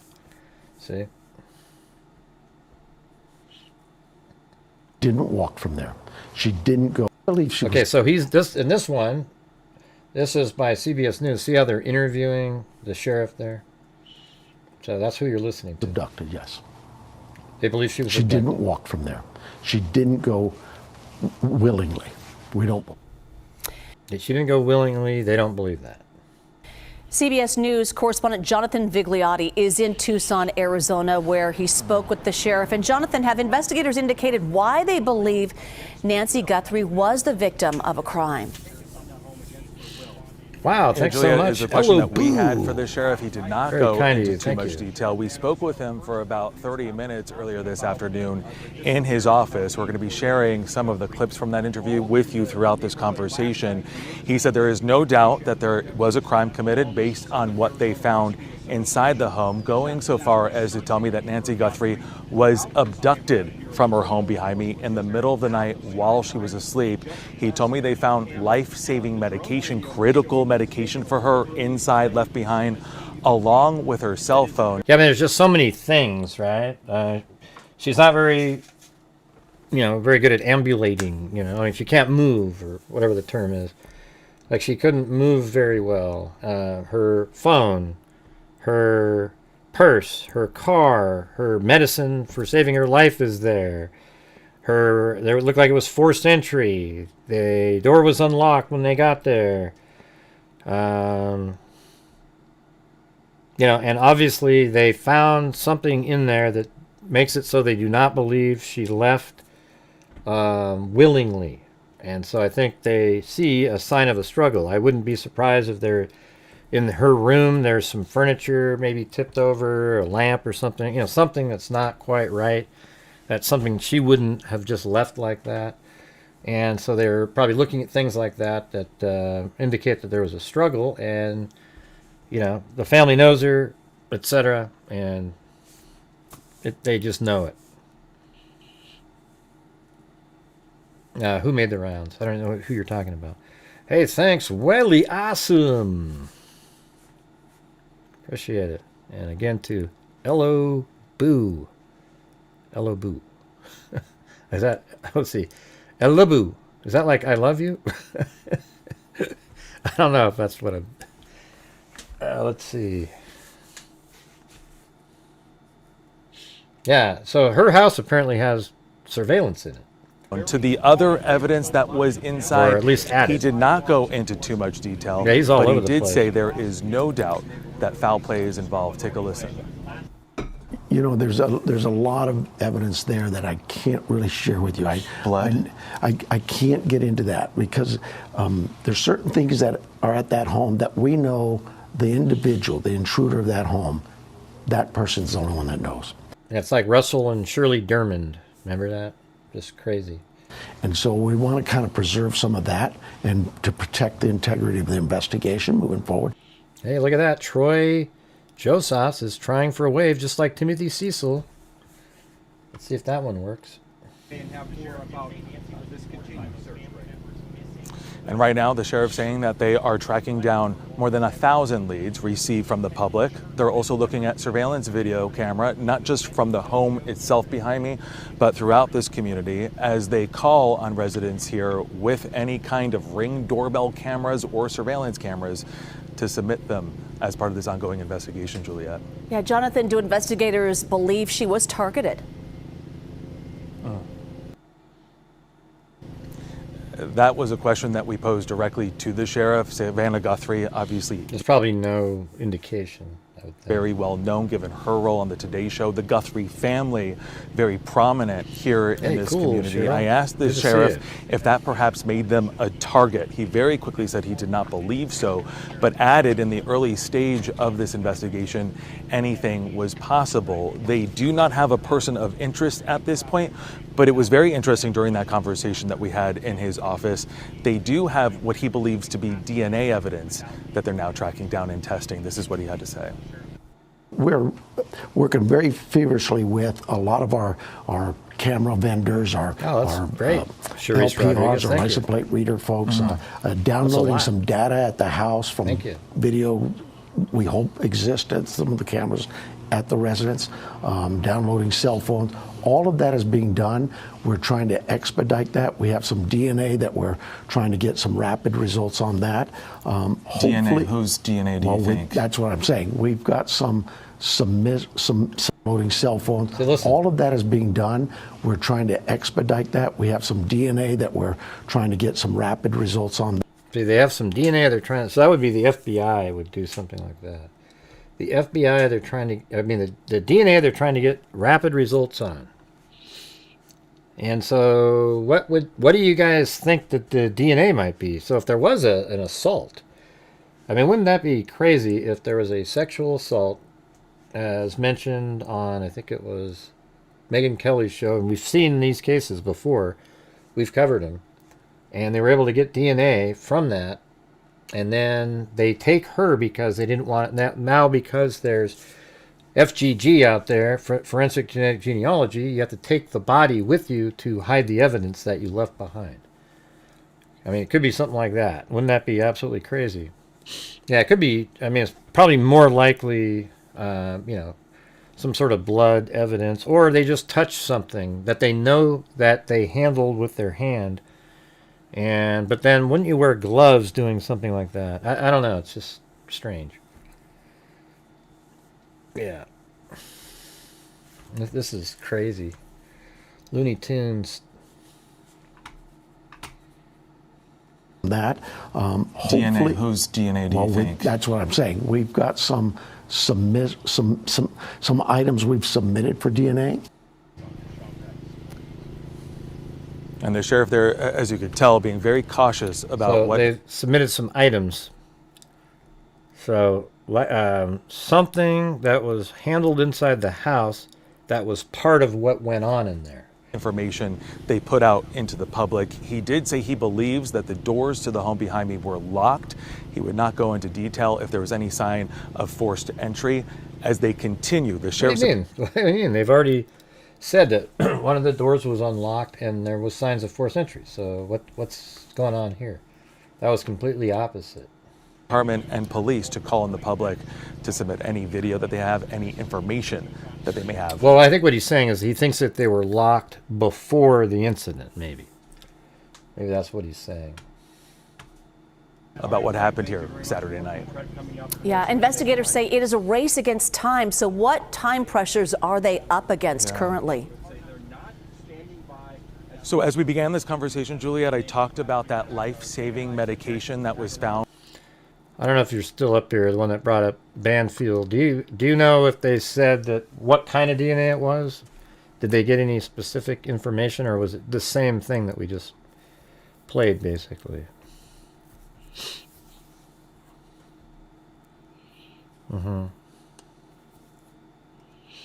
Hey, thanks, Michelle. Very kind, very kind. All right, you guys, I need you guys to... Do you guys like this new setup here? I'm checking in. For me, it's just better. It seems like everything's kind of in its own little place, and I don't have to worry about anything. You know, it's just, boom, there it is. And I think it looks cool with the wood and the rustic kind of look to it. I might, like, alter these a little bit so that they're not identical, you know. Hey, cool. Yeah, I like it too. It feels kind of peaceful-ish, you know, even though it, you know, it's strange. I might put a wooden frame on the clock, though. Maybe I'll switch that up a little bit. I don't know. I'll try to find something. Oh, cool. Yeah, I'm glad a lot of you guys like it, because it makes it easy. I'm in my own little segment down here. I can't go out of it. See, it's like right there, and then each one is its own. Yeah, I've tried doing wooden things before, but today it just kind of popped in my head, and it just started feeling pretty good. All right. So, as I showed you before, this green... Let me make this bigger so you can see it. Style... Make it 5. There it is. It's much thicker. So this is the helicopter flight on the first day. You know, I think it was right around 3 o'clock, maybe, something. And, you know, there it is, right? And so it was kind of interesting because I was able to bring it in from flight radar. And then I put it into Google Earth. There's a lot of really cool things out there that people aren't really aware of. Hey, thank you, love and Mrs. Wow, so kind of you. Thank you so much. 5 more memberships. Yeah, the clock's been on other screens before, but everything else is new too. It isn't just that isn't the only thing added. It's the entire screen is different. You know, with the wooden frames, the 3 different things on the side, it shows the last, like I think Love and Mrs. will probably come on there in a minute. I don't know. That doesn't seem to be updating, does it? Yeah, it does, because Timothy Cecil's on there. So, yeah. I don't know. We'll see. So that's on there. And then we've got this down here at the bottom is the chat. So if you have a big screen TV, you can probably read all that stuff.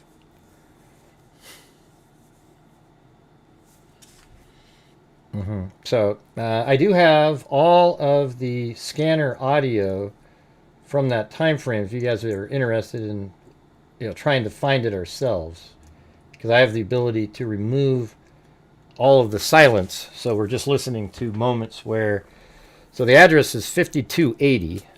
I mean, that's all you got to remember is that number. Oh yeah, you can make it out. Sweet. Well, you can't make out the chat? Why not? I can see it on my screen, so you should be able to see it on yours. You must not have a very clear TV. Let's see. Maybe if it was 4K, it would work. Or maybe I need to stream in 4K. Now, is it too small? Okay. Yeah, I don't know. I don't know how to make that bigger. Let me see. Let me try to do it while you guys are sitting here. Let's see. If I go to chat box in here. See how you can see it right there? That's what I'm using, this thing right here. Yeah, I don't know. There's no way to... I guess I could go to maybe right here. And that would be about the most I could do. I don't know. Can you read that at all? Or you can zoom in on your phone and read it clear. Oh, cool. Nice.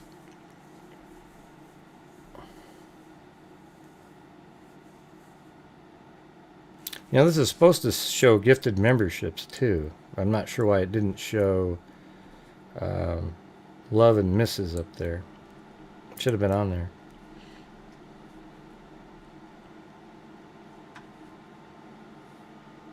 All right, you want to do the audio? Okay.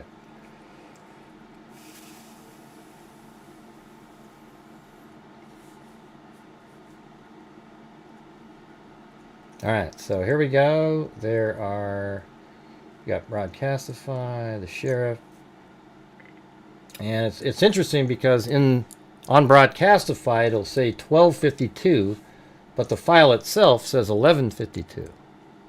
So it's hard to know which one is which. But see all that blank space, and then so that's 1152, and then this one is 1222. They overlap sometimes as well.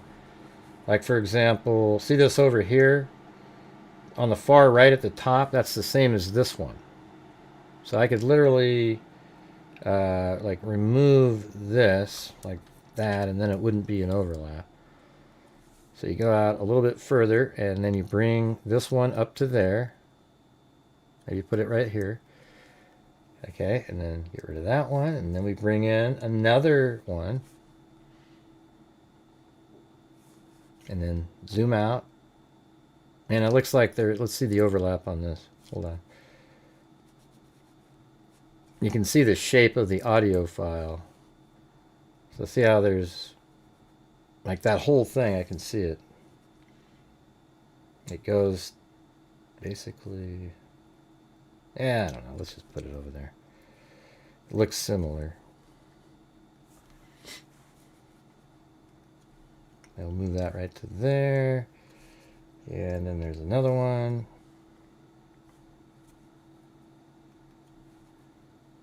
Bring that up to here.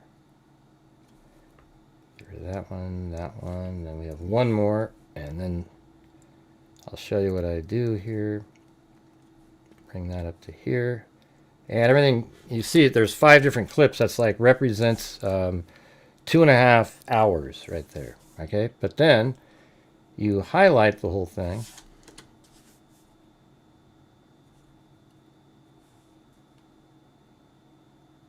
what happened? We got people complaining, or got to put it on live chat. I don't even see anybody with that name, Timothy. All right, so we go like that, and we go tools, or no, it's effects, special, and then truncate silence. And then I have the silence. I'm going to make 1 second, and then we'll just apply it, and then watch how much it removes. You'll see it here in a second. Watch this. Look at that. I mean, so now these are the same clips, but they've been condensed down.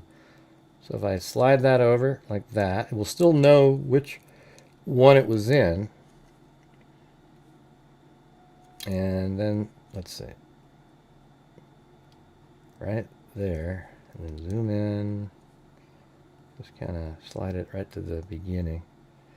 And there you go. So for instead of 2.5 hours, it's 35 minutes. Now on here, this says 11:52, and if that hour is correct, it would be inside of that.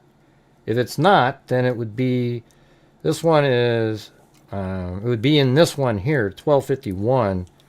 It would, because that would actually be, let's see. That's right. So it says on there, I think it would be probably in these first two if you heard it. Do you guys want to do this, or? 1050. Engine 18 and 1 out of 12, 1 out of 12. 749 West Dalton Drive, 7200 South and 800 West. Yeah, so we're looking for 5280. All right, that's the number. That's the number we're looking for. 0119, copy call holding. For 20 minutes and 82. Is it Harley, one contact? Negative. Victor 337, copy 2104. Go ahead. Fraud 1734 Eastern Division Park, apartment 305. 1054. 1054. All right, John, 35. 306.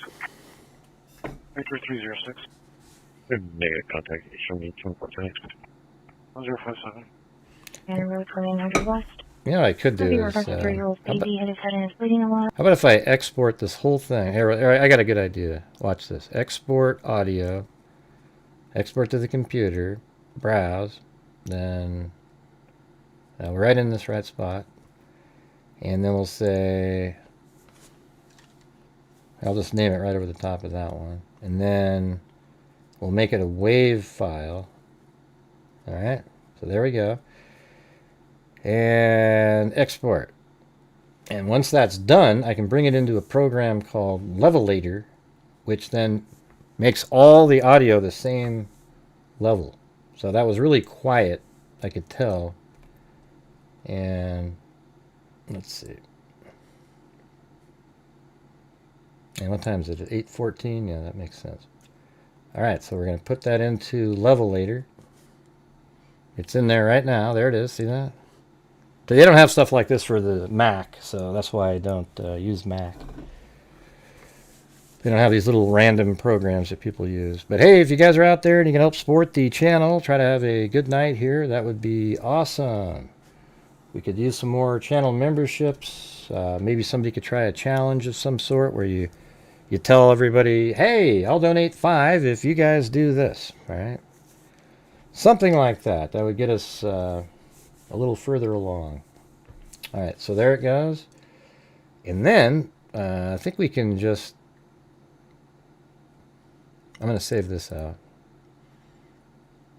Save project. And we'll just call that B. Like that. And then get rid of it after it saves.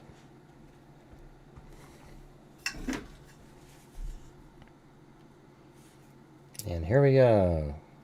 Here is the version where all the audio should be pretty much the same. Look at that. It's all a lot higher. So watch out for your ears, everybody. 1050.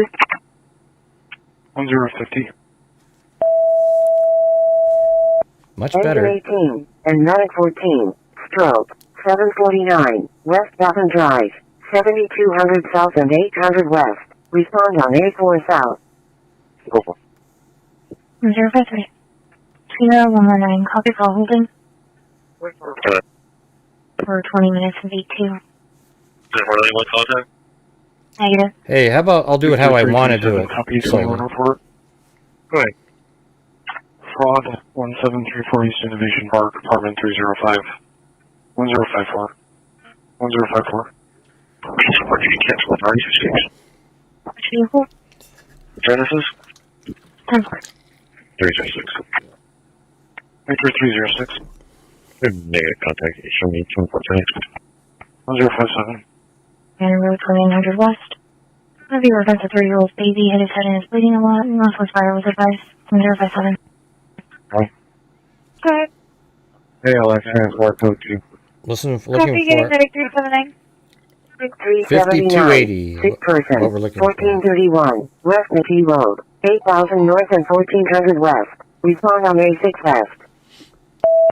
Engine 376 and medic 377. Chest pain. 8700 North La Troya Boulevard, Unit 2218, 8800 North and 2100 West. Respond on A6 West. Engine 11, sick person, 3501 East 3rd Street, Unit E, 800 North and 3500 East. Respond on A3 North. 768, welcome here, 20 minutes. 768, 1101. 54-5 traffic. North 28, Whiskey Delta Romeo, 718, Bravo. Nobody the road, Nogales Highway, west of. Medic 379, sir. Medic 377, sick person, 1431, West Macleod Road, 8000 North and 1400 West. Respond. Wait, is this bugging you, Richard? I don't know. If you guys don't want to do this, it seems like people are leaving when we play it, so people get bored. So let's just talk about what we think the hell's going on here, and if I find something, maybe at the very end we can play it. All right?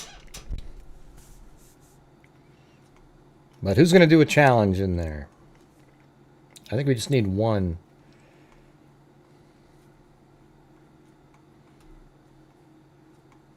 So what do you guys think is more like, let me do a poll on this. I guess I have to start caring about all the just when people start bailing, it's like, okay, well, they didn't like that part. Because people are just so instant gratification these days. It's crazy.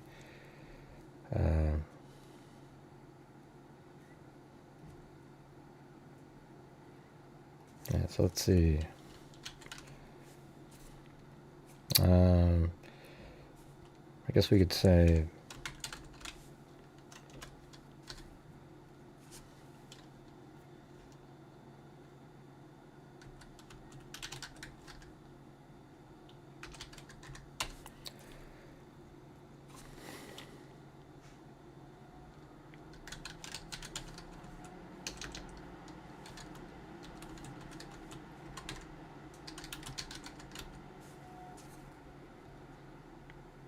and let's see, what would another one be?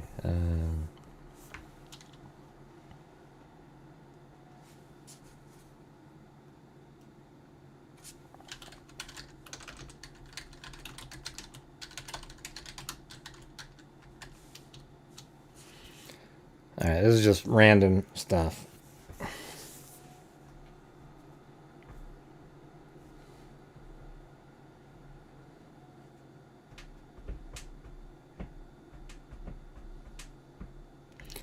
But hey, guys, we need to get the, see if we can, we're still not at the goal where I can donate 5 memberships. So if we get another 10 gifted channel memberships, I'll donate 5 myself, all right? And then maybe somebody else can donate 5 also with me to get to the goal, all right?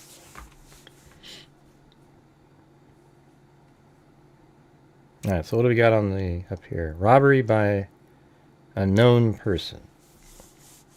What did they steal, though?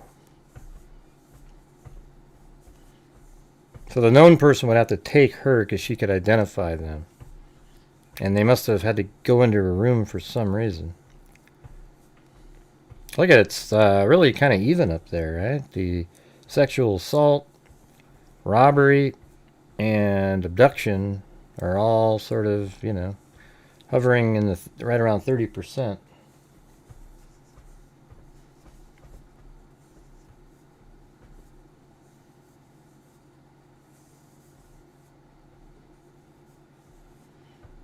Yeah, no, it's crazy. It's if you're if you're not doing exactly what everybody wants, then you're just screwed. And so some people have the ability to just keep doing that. Like sometimes I slowly, methodically work through things, and if you had stuck around, you would have realized that we nailed it.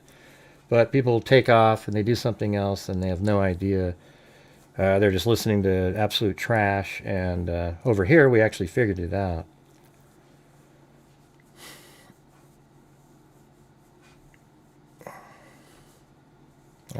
I don't know, Cindy. That's a little out there. All three.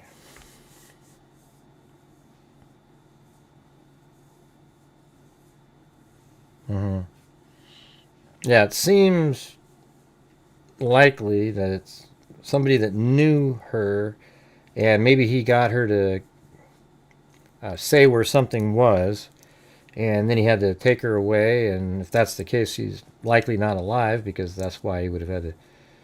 But but here's the thing, is why wouldn't you just kill her right there? Maybe he, you know. I mean, if you didn't want her to be a witness, wouldn't you just take her out right there? Or maybe you'd be nervous by the way that you took her out forensically would lead back to you. They do have DNA there. Yeah, I mean, that would be the ransom angle if it was about the daughter. Yeah, we went over this on the earlier show too.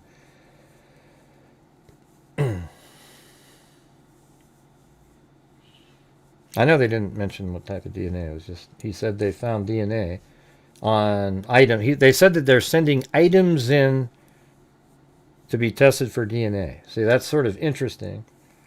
Like items. So they must feel like a person touched a couple different items in there, or DNA got on items in the house.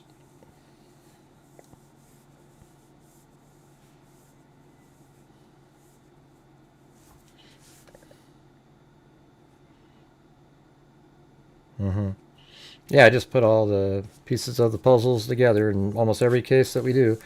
Like, if you're new here, and had you been watching us during Idaho 4 or the Tyler Robinson, you would have been absolutely up to speed. You'd know exactly what happened. You wouldn't have to listen to a bunch of conspiracy nutters believing in ghosts and goblins. We actually use facts, logic, reason, and common sense.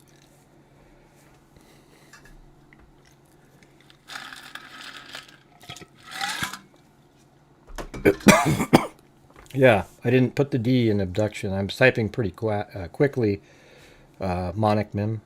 How about you use your own brain and don't be an idiot, okay? Everybody knows, you know, I was just trying to type really fast to get a pull out. All right? I wasn't the one that spelled something wrong. See you later. So it looks like the one that won was the abduction, or abduction as I typed it, for eventual ransom.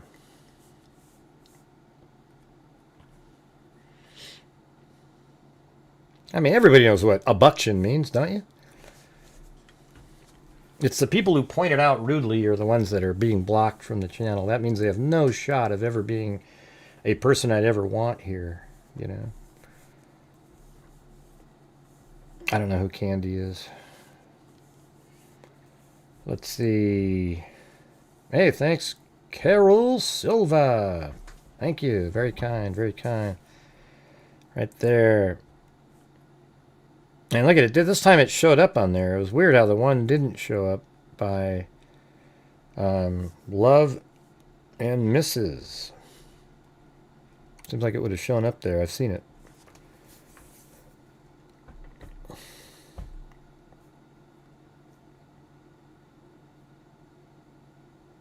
The ambassadorship? What are you talking about, Richard?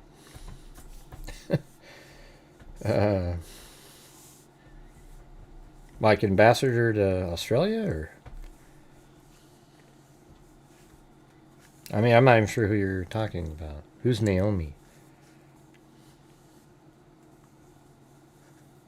Oh, Candace, yeah. Candace Owens is a joke, okay? I mean, she is a joke of a person, and anybody that's out there watching and following and believing, you're a joke too, okay? I'm just telling you, she is an absolute embarrassment to mankind at this point. She was cool, like years ago, but she seemed sort of normal. But not anymore, man. She is like got schizophrenia or something of that nature. I don't know what the hell's wrong with her. She's crazy, though. She's a lunatic.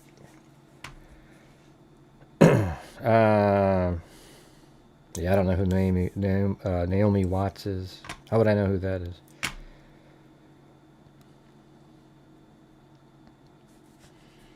All right. Let's see. So we got... Well, let's just talk about... I mean, it's hard, right? Because we've kind of narrowed it down. I mean, I actually think the person drove in like this and went here. It's also possible they were over there because we saw the pictures that I had of the...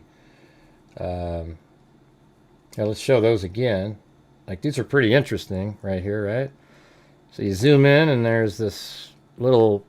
Looks like tire tracks perhaps right there and right there. And then you go around, then there's another image over here that I thought, wow, those look like foot marks being dragged, you know, like, because they're so close. But then when you get a better look of it over here, this looks like where a tire was, and then there's the other tire. So it would have pulled, you know, is it possible then, I guess, that they backed in here, and maybe that's where... But those seem so fresh that they might be related to whatever happened. And again, there's really fresh ones right over here too. Especially you can see pretty good on that one. And then, as I was saying earlier, the surveillance footage out here probably won't help a lot because everybody's house. Let me turn the helicopter off. There's another one. Oh, yeah. Hold on. Let's just... there we go. So if you go down here, a lot of these places are... And I think all the homes here, I think it can be 1 or 2 stories. You can be 2 stories if you're down in a gully, but it can't go higher than a certain amount above the sort of average area. It's kind of weird, but I think that's... yeah, her house is this one. Right here. And then, but look at how just everywhere you go, the bushes are blocking the cameras. So that's going to be really difficult to track a vehicle in here because there's just, it's not likely that a camera will pick something up. Now, if you went on sort of a bigger, you know, I don't know if this one's a better road. This might be heading out to that little highway. It's going this way, and then eventually you go like this, and then you're kind of on this bigger road over here. So, like, let's say even if they turn down here, well, I mean, what good is this going to do either? I mean, look.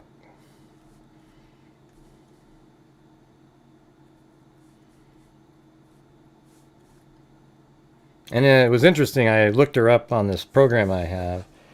And she has a cell phone, and it shows up at another location. Let me just show you this.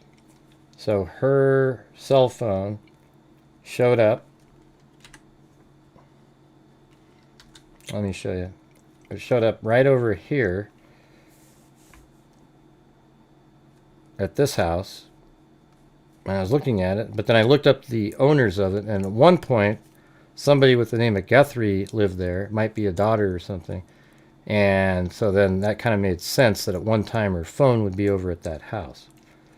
So I was just looking at it like to see if there's anything where she'd been or anything like that, and that's where it showed up. But it was another Guthrie that lived there. Thanks, Trey. Joseph, 72 months, man. 6 years. And thank you. Yeah, if you guys have any questions you want to discuss, put them in a super chat and they get first dibs or whatever the hell you call it.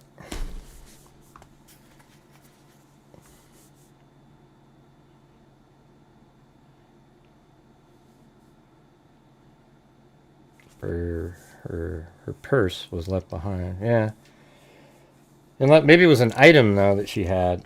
Maybe, a lot of times these people have nice artwork or jewelry, things like that. Maybe the purse wasn't something that they were interested in. When you take a purse and you're using that, you can be tracked pretty easily with credit cards and things.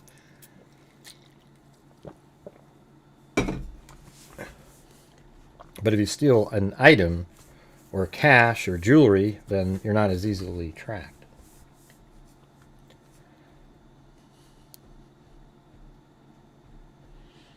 Yeah, well, you might take them away from the house if they were a witness and you were going to take their life.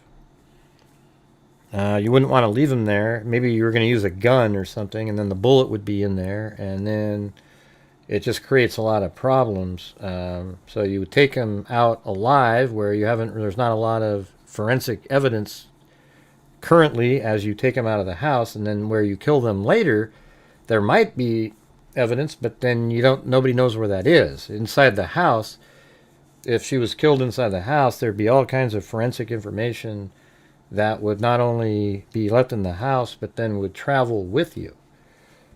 For example, if you shot somebody, there'd be misting probably in the air. You'd get a little bit of blood on you of some sort, and then that would transfer with you. But if you take off with the person before any of that's happened, yeah. I'm just saying, just throwing it out there. I mean, you guys are all familiar with Russell and Shirley Dermond. I mentioned it on the earlier show, but we have different crowds in the evening time. You look at that case, and it sort of feels similar, doesn't it? I mean, those two people were 80-something years old. They were living in a house on a lake, and then a boat must have pulled up, and there's no indication of anything. They just hadn't shown up for like some barbecue or something. I don't even remember, but they didn't show up for something. And then people show up over there, and then they find Russell Dermond on the ground in the garage without his head. Somebody removed his head.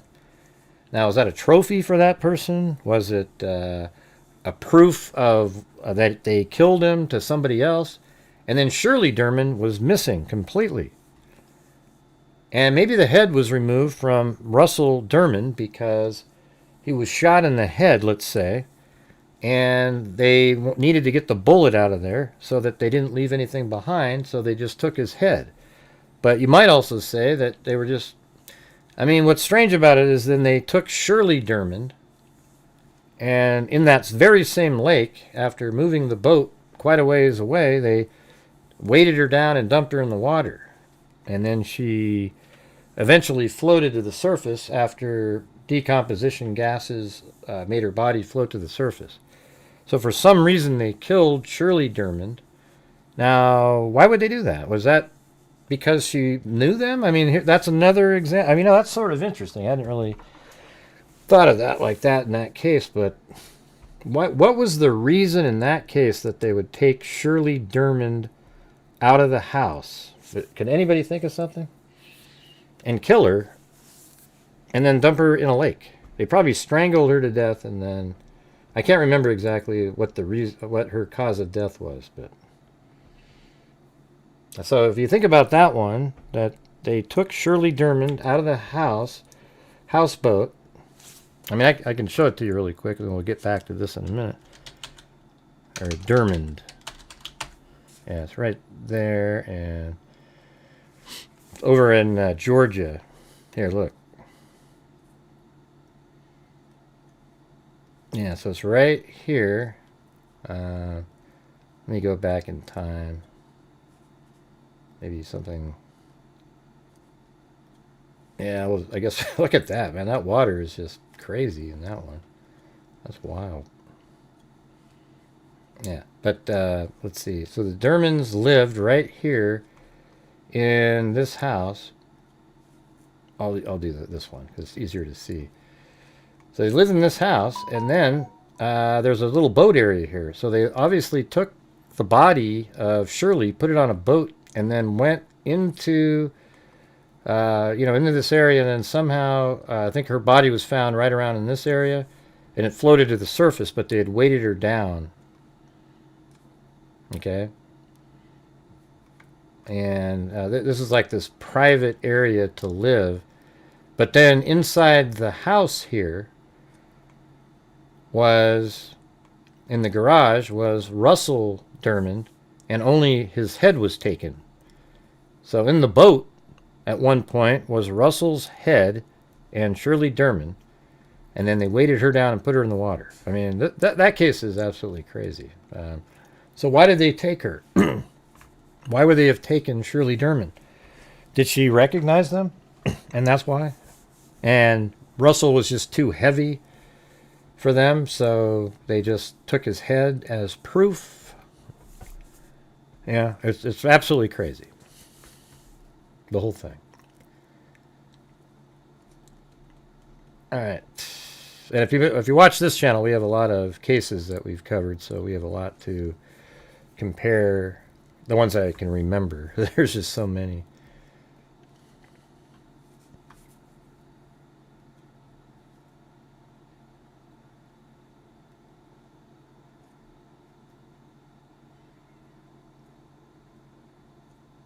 Let's see.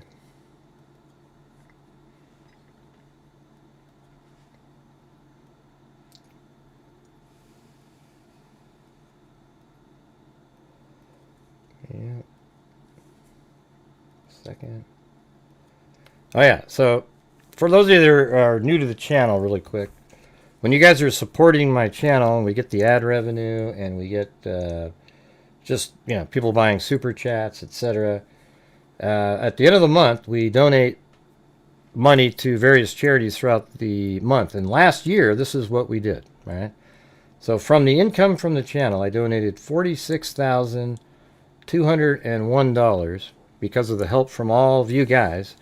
And I would really appreciate it if you guys could help support the channel tonight, again, because we're just keep having these really, really struggling nights, and where it just kind of dies down, and we're still not even at the point where I would be able to donate my 5 gifted memberships after doing 2 shows. All right, so if you look at this right here, we gave last year Texas Equisearch $3,500, Wounded Warriors $1,000, RAIN, which is Violence Against Women, $3,000, the National Center for Missing and Exploited Children $4,021, Ethan Smile for the Idaho 4 case $2,000, Bull.org, the scholarship fund, where we funded a full scholarship set, and then we're $3,700 into another one. And then Turning Point USA, $1,500. Made with Kindness, another Idaho 4 for the girls, $1,500. Tunnel to Towers, $500. Living Abbey Ballpark, $1,000. American Online Giving, $500. Sherry Black Foundation, $1,180. Project Lifesaver, $1,000. Red Cross, $500. And then Intermountain Forensics, $15,300. That's for identifying Jane and John Does. All right. So for that to happen, it's very difficult to make it happen when we're having nights like we've been having. So if you're out there and you're watching and you can help support my channel, I would appreciate it. That's the only way we're able to do that. Thank you. And please don't let this one fall on deaf ears. It seems like whenever I give you my pitch and try to explain what we're doing here, it just sounds like wah, wah, wah, like that. So let's see if we can make something happen. Yeah. Let's see. You think something sick and sinister happened to Nancy? Why? I mean, no matter what happened, if she was abducted and killed, it's sick, right? So, I mean, it's kind of like a pretty simple... Yeah, isn't that amazing, Jenny? Now, I mean, the thing is my channel gets hell from trolls out there because I try to raise funds every single night to make this happen. It allows me to keep doing my show, etc., because it supports my channel and everything. But these people, they never mention how much we've given over the years. They never do. So if you guys can please help support the channel, that'd be great. We just did the same thing again, where after I say that, it sounds like this.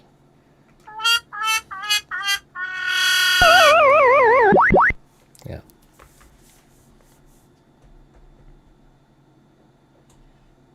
Yeah, Sheriff Sills, right? Something like that. Yeah, I mean, it's just really cool little place they live. This house is, for sure. I mean, this is a community where obviously they have probably a rule that you can't have a towering house because everybody wants to have views. Everybody's got pretty decent sized lots.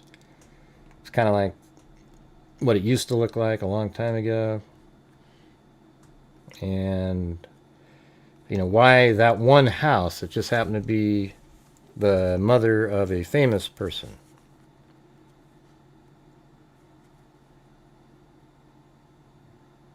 Yeah, but see what I'm saying? I just went through the whole thing and it just didn't move a soul. It's crazy. It's unbelievable. Let's see. I always wonder about that case. Russell and Shirley German. Yeah. Yeah, I mean, they want people to come forward with camera footage. And if they have the time frame, they should really dial in on that and just kind of go around. They need to go house to house, not try to get people to call in. I would get like 100, not 100, but like 20 officers and have them spend the entire day with a grid and go to every single house in this area here.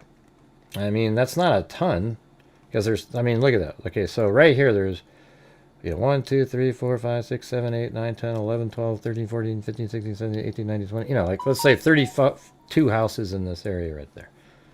Well, one officer could probably do that in an hour and a half. If there's surveillance, then shit, it might take a couple minutes. You might give them a place where, okay, can you upload it to here? If you have any questions, call this number. But you just need to get all the surveillance that you can. You need a ticket tape again? What does that mean? I don't know. But it's just so disheartening when you try to do a spiel to get people to help support the channel and then it just nothing. It's kind of frightening, actually. Never used to be like that. Let's see. What is that too? Hey, it looks like we got a coffee in here, I think. No, we didn't get a coffee. It was a reply to a coffee. So.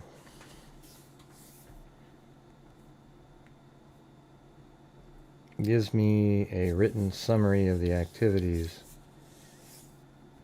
including facial recognition captures. Ew, gee, that's crazy.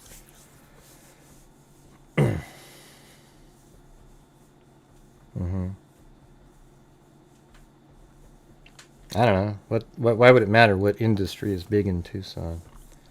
If everyone had $1, it would work. But it doesn't. Nobody does that. 3 people do $1, and then the rest go, yeah. They'll do it, and then it never happens. But it'd be amazing. But we've just frozen up again. This is the second show I've done today, and let's see. Maybe I can do a challenge. Where are we at here? All right. So what we need is 16. That's how bad it is. We need 16 channel memberships, and then I can donate 5. All right.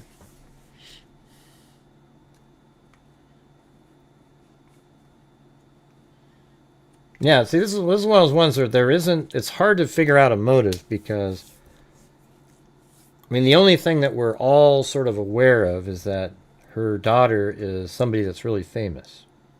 Right? That's all we know. Hey, there you go. Thanks, Charisse Rodriguez. Very kind of you. Thank you so much. And also, I do say on here, if you can't afford to support the channel, I don't want you to. I don't want anybody like, oh, I can't buy milk or something, whatever. I'm just talking to the people who can and have the ability to. That would be great, And there's people that don't like that I ask, but I'm just telling you it's become that way where if I wasn't asking, it doesn't happen, and we aren't able to do all the great stuff.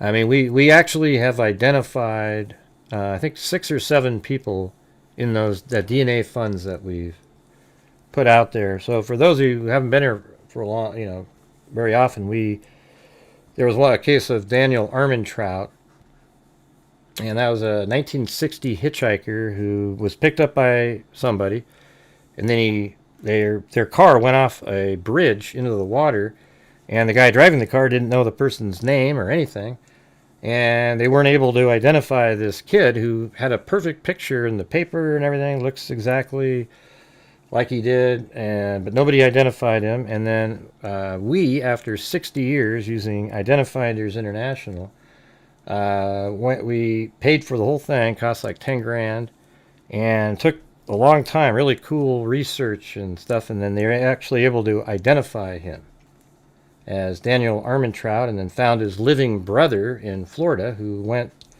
I think it was Alabama, is that right?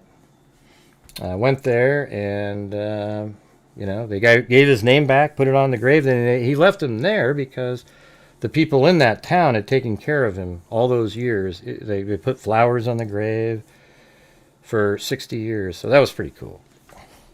And we did that one. We got a whole bunch more too that are in the works currently. We identified a female victim of a serial killer also, but the family didn't want her name out there, so we didn't get any publicity for it or anything like that. But was the serial killer killed, I think, 11 people, and she was the only one that wasn't identified. And she was a sex worker, so the family didn't want to put her name out there. All right, cool. Hey, thanks, Trey.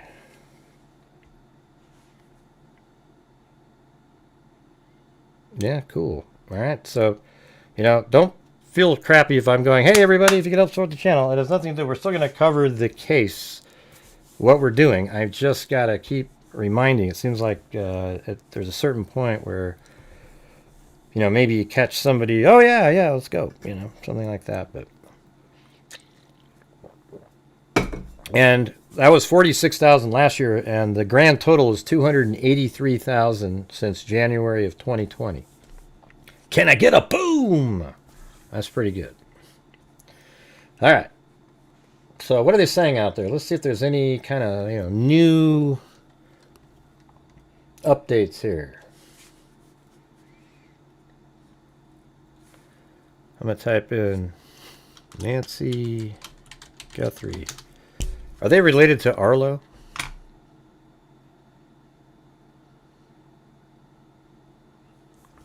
Let's see. Speak sound. Okay, let's take a look at this is in People from not long ago. Investigators have classified Nancy Guthrie, Arizona home as a crime scene and are continuing their search. This is 11:18 p.m. Eastern Time, which is just minutes ago. Welcome, Mom of 3. We used to have somebody named Mama 457 Rose. Isn't that funny?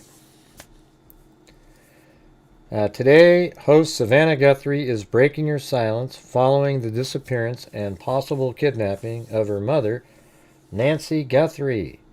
Savannah addressed Nancy's disappearance in an Instagram post. Let's see. Might as well go to that. I guess that's her right there. We believe in prayer. We believe in voices raised in unison in love and hope. We believe in goodness. We believe in humanity. Above all, we believe in Him.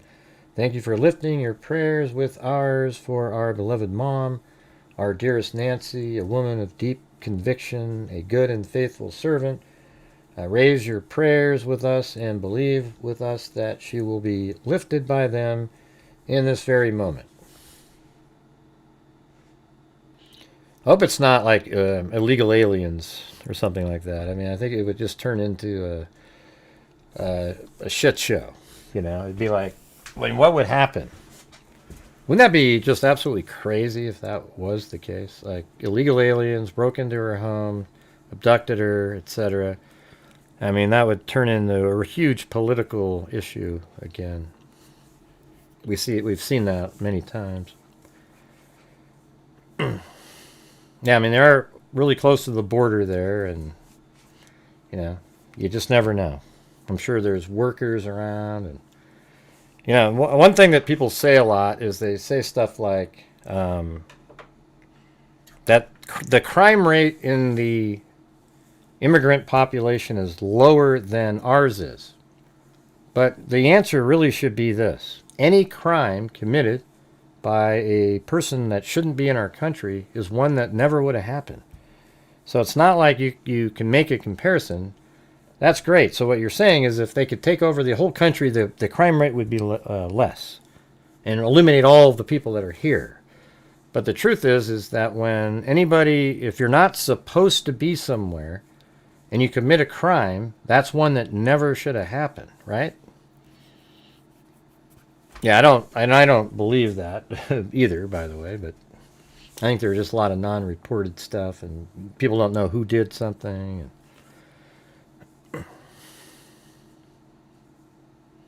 Right. Hey, thanks, Mama. 3 sent a gifted membership. Look at that, you guys.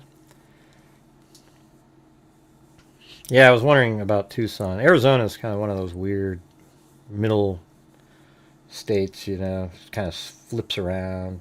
A little bit like Michigan, I guess. Yeah, you guys, if we get another 13 memberships, I will donate 5 myself. All right? Is that this were not involving a famous person? No, actually, I was talking about that earlier.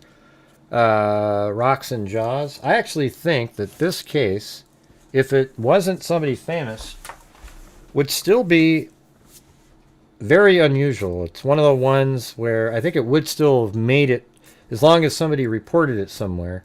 It might not get, I don't think it would be, you're correct in saying it wouldn't have the same level, but I think it would still have quite a large contingency of people that are interested in it, because this is a case that is very strange, odd. You know, you've got, let me just try to picture it. Somebody goes, hey, there's a lady living in this community. It's upscale here. She was abducted from her home. And, you know, I think people would still really be sort of intrigued by it. But it makes it, puts it into a whole nother level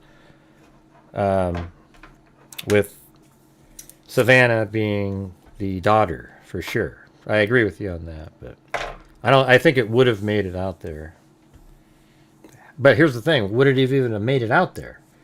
Because these kind of, like, a lot of times cases don't even get talked about. We've covered cases on here, cold cases from like 1987 or something, and they are some of the most interesting cases you've ever heard of, and nobody's ever talked about them before on any other show or anything. They're just, it's crazy, unbelievable. And so I don't know why some make it and some don't. It's kind of sad and weird.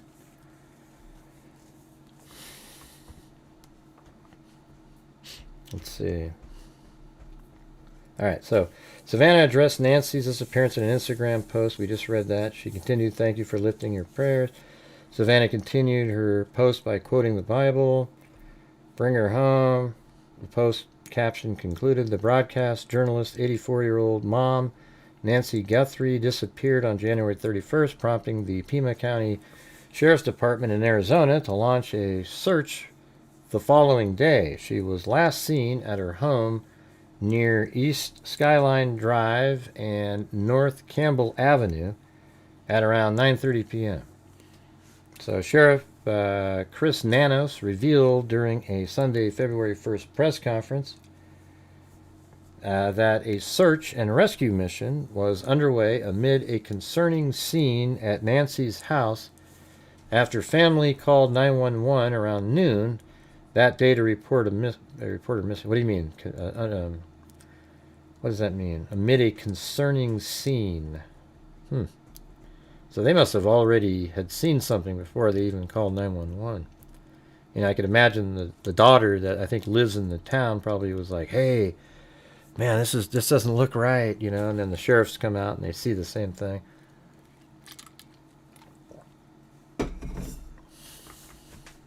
And you know, the wallet, purse, car, and she's missing. And she can't walk. Providing an update on Monday, February 2nd, the sheriff told reporters that investigators now believe a crime occurred, describing the scene they left the word out, as more of a, describing the as more, I mean it is what they meant. Describing it as more of a crime scene than a search mission. He added that authorities are asking for the public's help.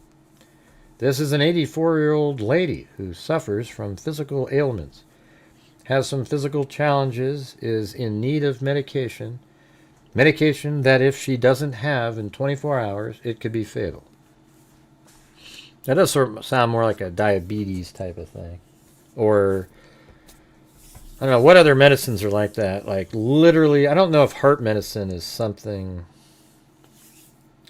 that is, like, it'd be immediately fatal within 24 hours. But if you have diabetes, like type 1, you pretty much have to be taking the insulin shots at a certain time frame.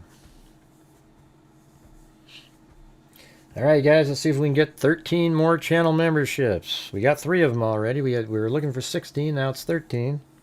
See if we can do it.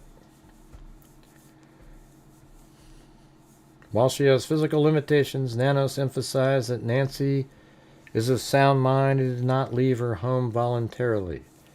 Nanos also shared that investigators believe that Nancy was taken from the home against her will, possibly in the middle of the night.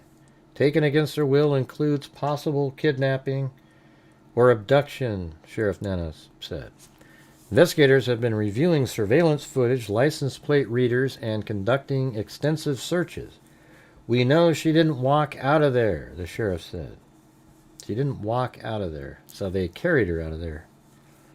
I wonder if there's, you know, I mean, I don't know if those are. You'd think you would see drag marks of her feet. I thought that's what I was seeing, but now I think that was just one of the tires of a vehicle that was there. Yeah.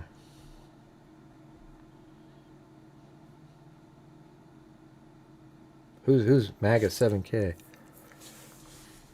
Where are the moderators, man? You can't leave an idiot like that in there. Jesus. My God. Do you guys even following along, or? Jesus. I don't know why you... It's ridiculous.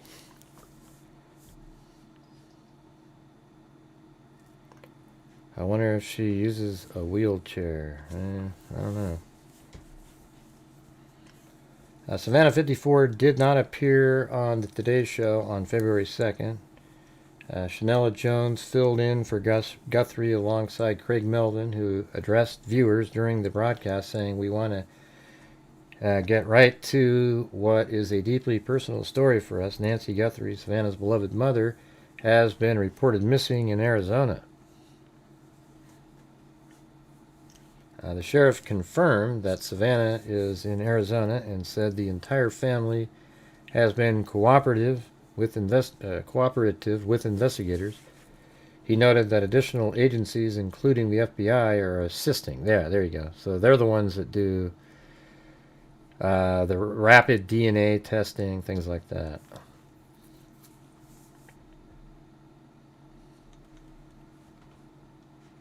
Let's see, anything else that popped up kind of new here.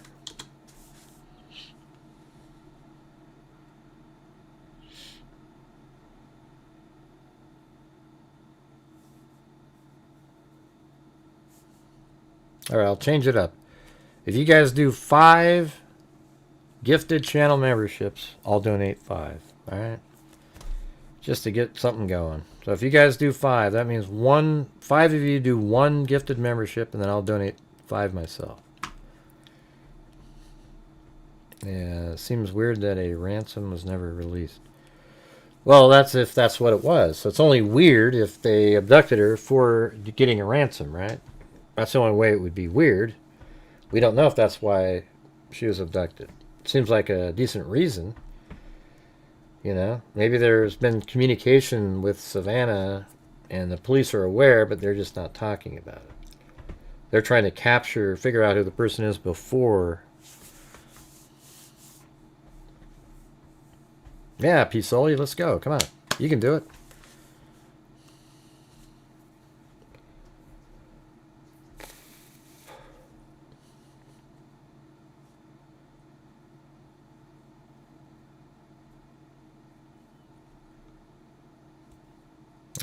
Let's see if this one has a local. Yeah, we know detectives are tracking down a number of leads tonight. Sheriff Chris Nanos says they have Nancy Guthrie's phone. They also have collected DNA evidence, but because their lab down here in Tucson was down, he said they actually had to send that DNA up to Phoenix to be processed. Now, we spoke with the sheriff earlier tonight. This was his answer when our team asked whether he believed Nancy is alive tonight.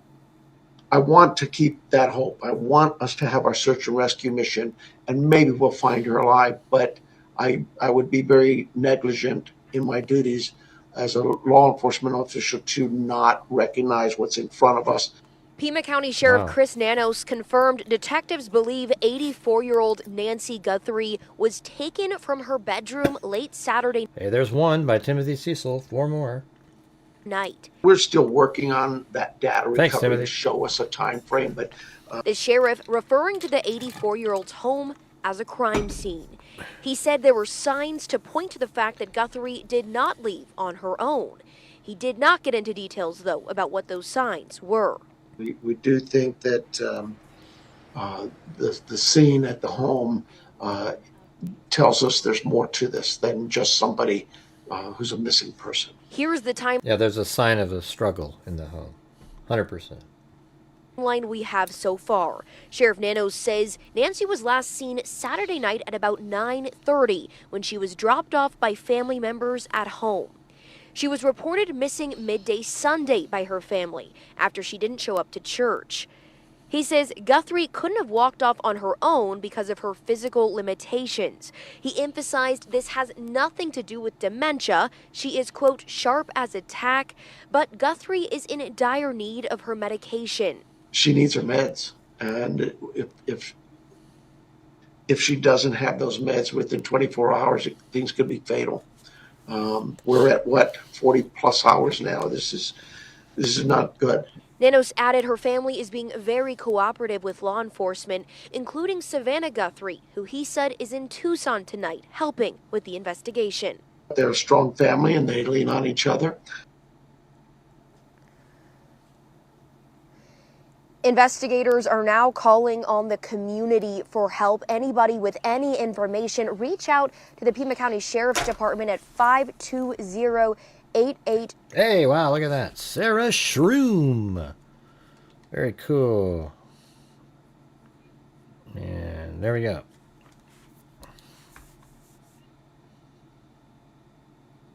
There we go. All right. Thanks, Sarah Shroom. To 7463 or 520-351-4900. You can also submit a tip online. You'll find a link about how to do that on our website under As Seen on TV tab. Now, the sheriff said earlier no ransom note was left. There's no indication so far that this has any connection to Savannah Guthrie's prominent role on television, but he did say that they are in touch with Savannah's security team. Reporting live in Tucson tonight, I'm Molly McBride for Arizona's Family. This picture sent to us by a neighbor shows apartment 122. That's a different story. All right, you guys want to try to listen to the scanner audio? What I'll do is I'll play the helicopter footage where it was flying around while we're listening. But I'm going to try something. Let's see. Open up the. Where the heck is it? Oh, it's under Broadcastify, then B. I'm going to open up this one. Wait, what happened? Alright, let me close this. Crap. There must be a window that's open that I can't see. Ah, there you go. Save no. Alright, now let's open up this.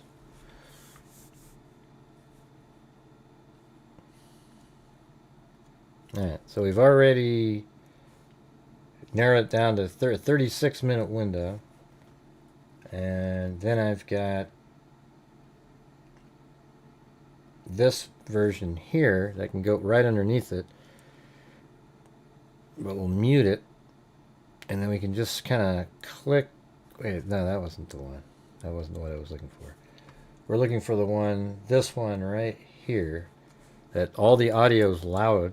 See, watch the difference here. See, that's the same audio, just every bit of it is equalized to the same amount, right?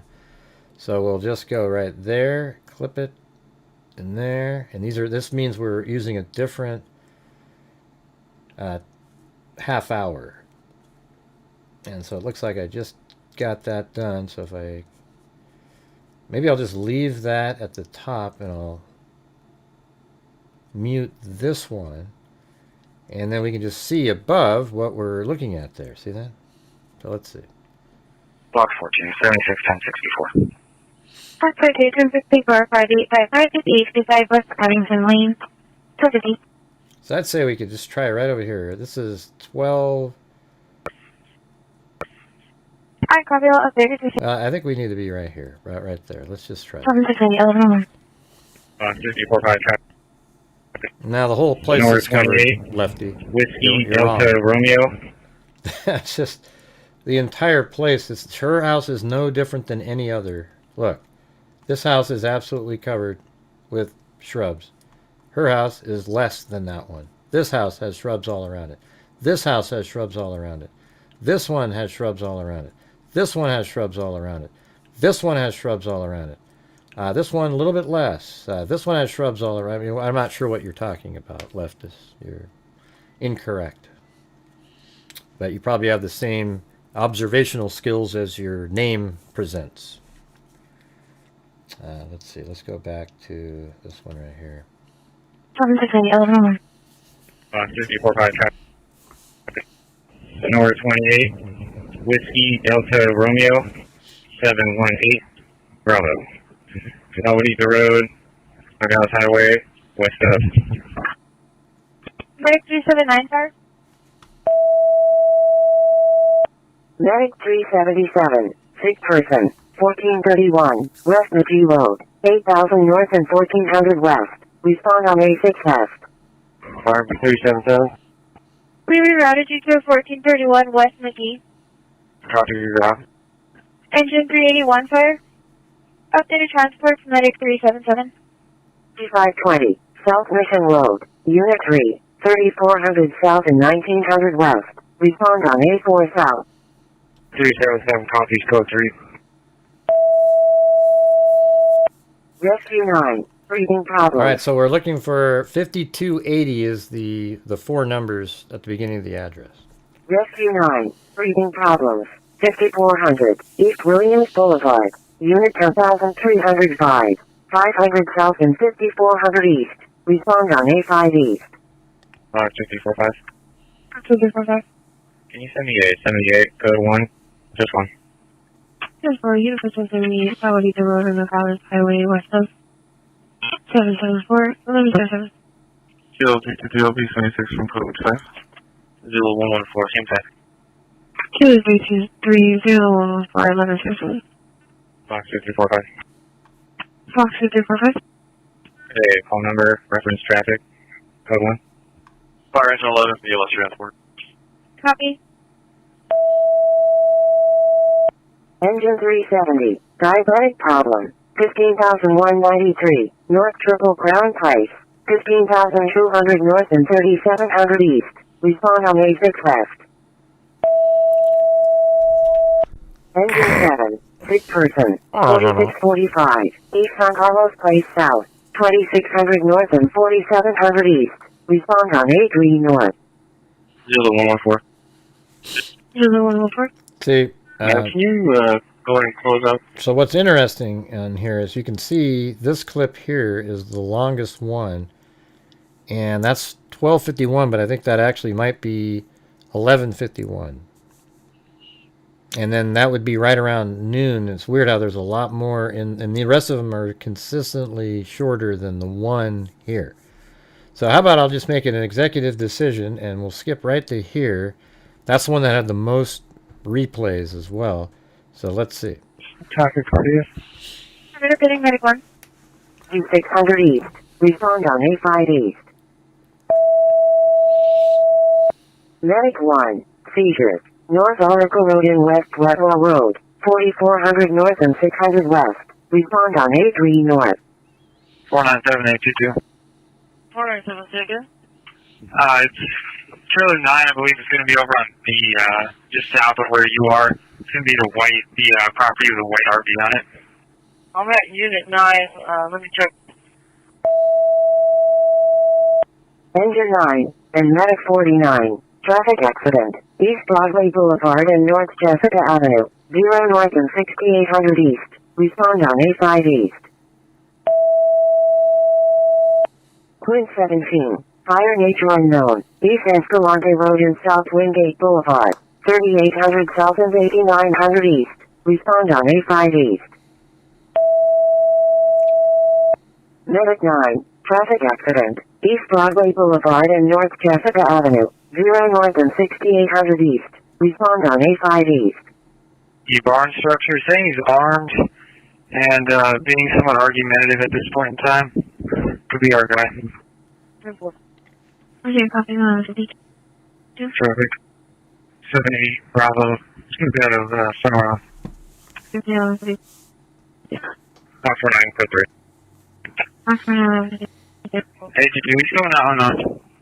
52 copy. He's coming out unarmed. 1152. So far. 497. I'm out with 82. Box 223. Pushway. Rider 9. Sick person. 5840. Yeah, hold on. Yeah, so people are talking about how could it be an animal attack, you guys? How does an animal break into a house using force? I mean, this isn't Buffy the Vampire Slayer. How does somebody get into the house, a coyote, break into a house with force, and then somehow force somebody to leave? You know, somebody that weighs 3 times the amount as a coyote. How did the coyote get the body somewhere? See how it just doesn't make sense? Yeah, that's what I thought. So far. 497. I'm out with 82. I didn't say Coyote Gray. Maybe it was a chupacabra, you bastard. 5849 East 5th Street. 600 North and 5,900 East. Respond on A5 East. I'm calling 18 at 2872, 2872 West Road, Running Road. 14 Hyundai Elantra, Arizona 1020 4 Kilo Alpha 25 Tango. Was last seen around 2,200 hours. Hyundai Elantra? 497, units can reduce, everything's good for. Video copies, Fox 50, Fox 49, did you copy? Fox 49 copies. Fox 50 copies. I just watched the whole series. Just finished it again. 5849 East 5th Street. That's a good 600 show, North and 5,900 East. Respond on A5 East.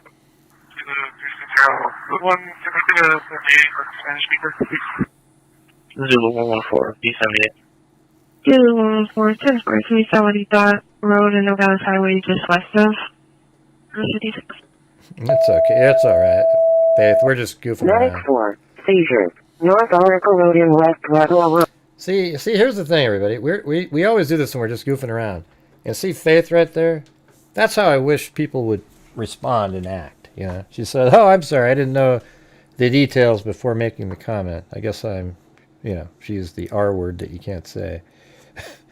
But you know, that's funny, right? She's just realizes it was funny, and then we move on. Nobody cares. It's not like the next day, "Hey, Faith is the one who was talking about the," you know. It's like nobody gives a crap.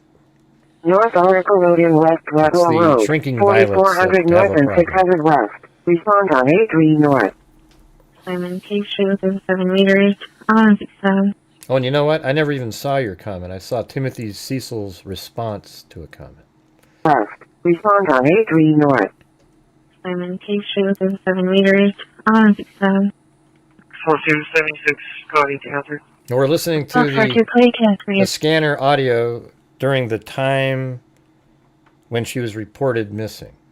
West. Respond on A3 North. I'm in case within 7 meters. 67. 4276, go ahead to answer. Foxtrot 2, Clay Canary is parking lot 2, version 1850, 8150 North Trail 4 Park 2100 West.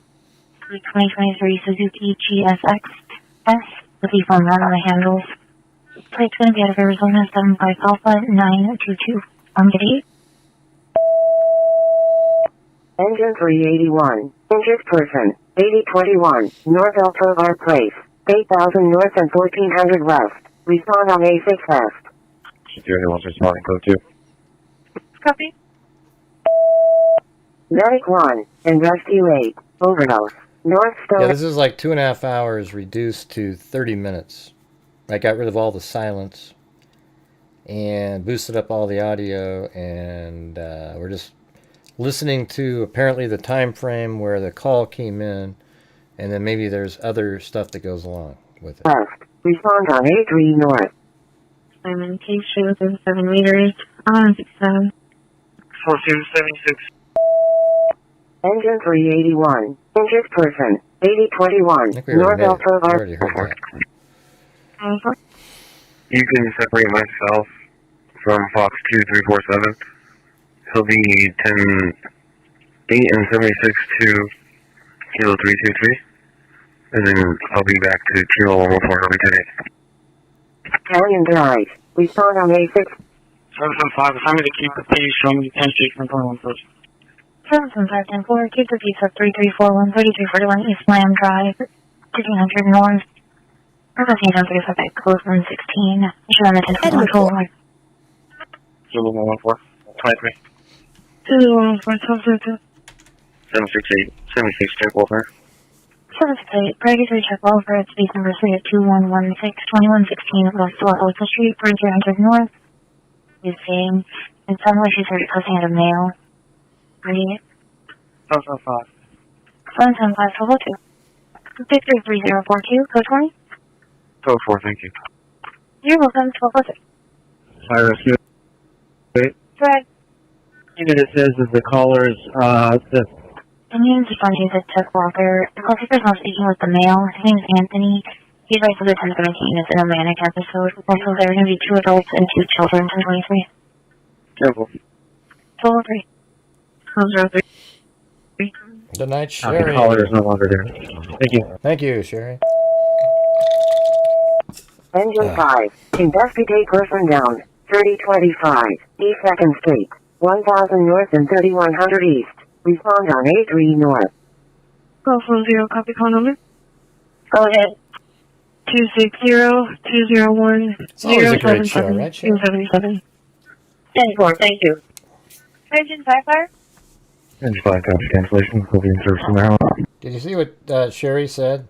She said, "Great show tonight." Isn't that very similar to when a guy says to a woman, "Wow, you look nice today." And then they say, "What, I didn't look nice yesterday?" It's very similar. Will be in service from now on. Copy. Hi, rescue in area searching. Check with you. Paramedic 1 in area searching. Copy. Fox 42, 1023. Fox 42, 1207. Rescue, go ahead. We saw a person walking on the other side of Navajo. That was me in the description. I might adjust this. Copy the other side of Stone. We'll head that way. 7, 1000 north and 10,200 east. Respond on A5 east. Engine 3, chest pain, 1071, North Mountain Avenue, 1100 north and 1300 east. Respond on A3 north. Engine 14, and medic 14, cardiac arrest, East Valencia Road in South 6th Avenue, 6500 south and 100 east. Respond on A4 south. Missouri. Units responding to a check welfare. The 1017 is going to be number 5 female, 27 years of age, 6 foot, 230 to 280 pounds, watching wearing a maroon and green flannel with Razer on it, over camo pants. 1017 advice she should not be aggressive. She appears to be calming down now. Emily. Go 45, 1041. Go 45, Missouri. 1094 at 16842, 16,842 West El Camino, Fort Oils. There's going to be reference 4 to 5 people riding dirt bikes and ATVs in the neighborhood. 12 Sure, I'll send you. 794, 12 1, chest pain, 1071, North Mountain Avenue, 1100 north and 1300 east. Respond on A3 north. Alright, medic 1. Take your refuse care and start walking away. Copy. Parks 231, code 20. Code 4. 1211. Code 12. 7076 suspicious action 117. Each motion traffic. 780, ET1, suspicious activity at Mickey and the Toyo with Toyo Mickey.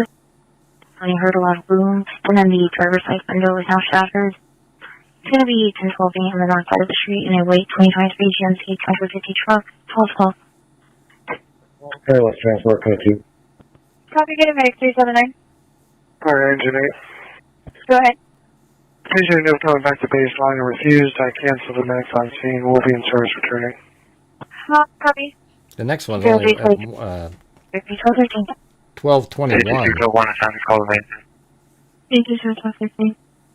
And Fox 3, update the other line to 5205. Oh, man. Unit 9, please. 5205. How was there another 52 something? 5405. Sorry. Jeez. Okay.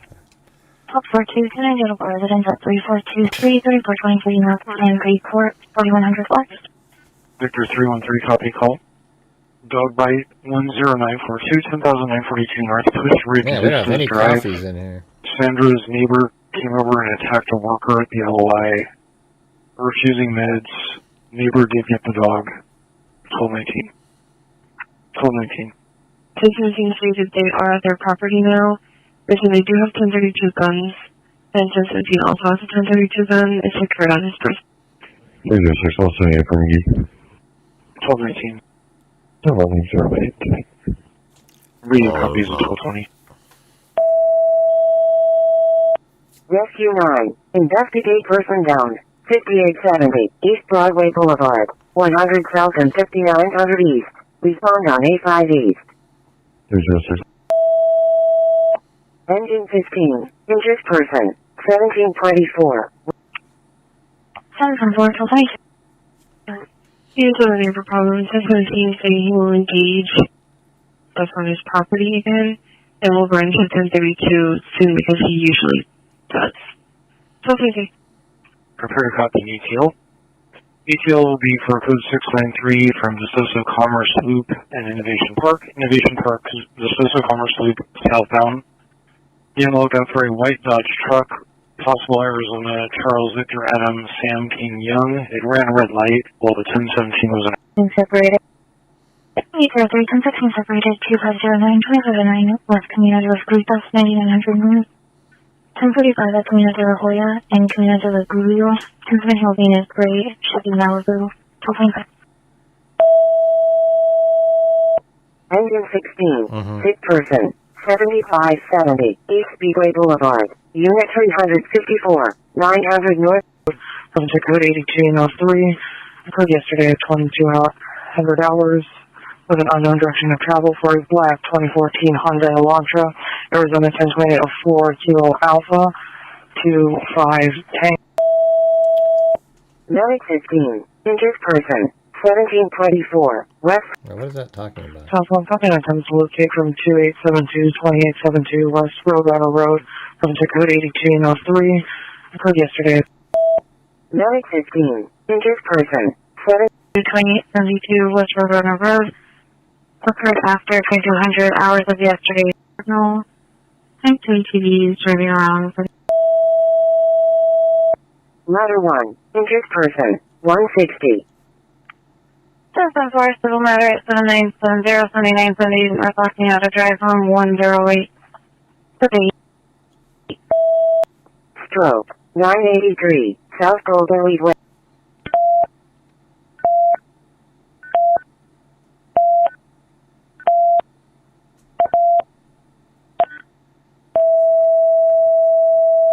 Ladder 10 to 16. Injured person. 1312. North Arbor Circle. The 1017 called back advising father was making threats. Engine 11. And medic 7. Stroke. 4522. Yeah, I don't know. I don't hear it in the time frame. Now it's just kind of randomly listening to it. I don't really feel like doing that. But we've got all of it sitting there.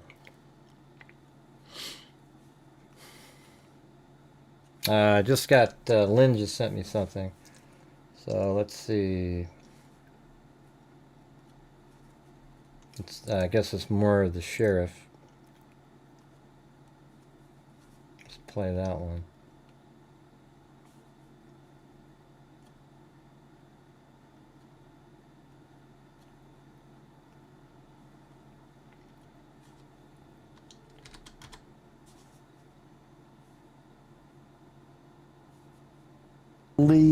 Strong. Oh, that's right. This is that crappy. Hold on. Gotta go to this one. I think we're gonna go listen to this here in a minute. That's really something I need to hear.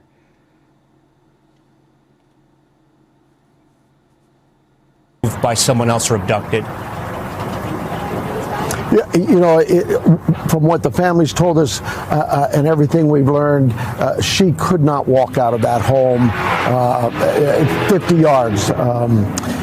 No, we believe she was taken out of the home against her will, and that's how this investigation is moving. Are you proceeding forward saying now this is clearly an abduction case? You know, we don't want to rule out anything. We came into this. We get hundreds of these calls every day. Our search and rescue teams are out there every day. The beautiful mountains draw all the hikers you can imagine. We have a great retirement community here. Sometimes people walk away. That is not the case here.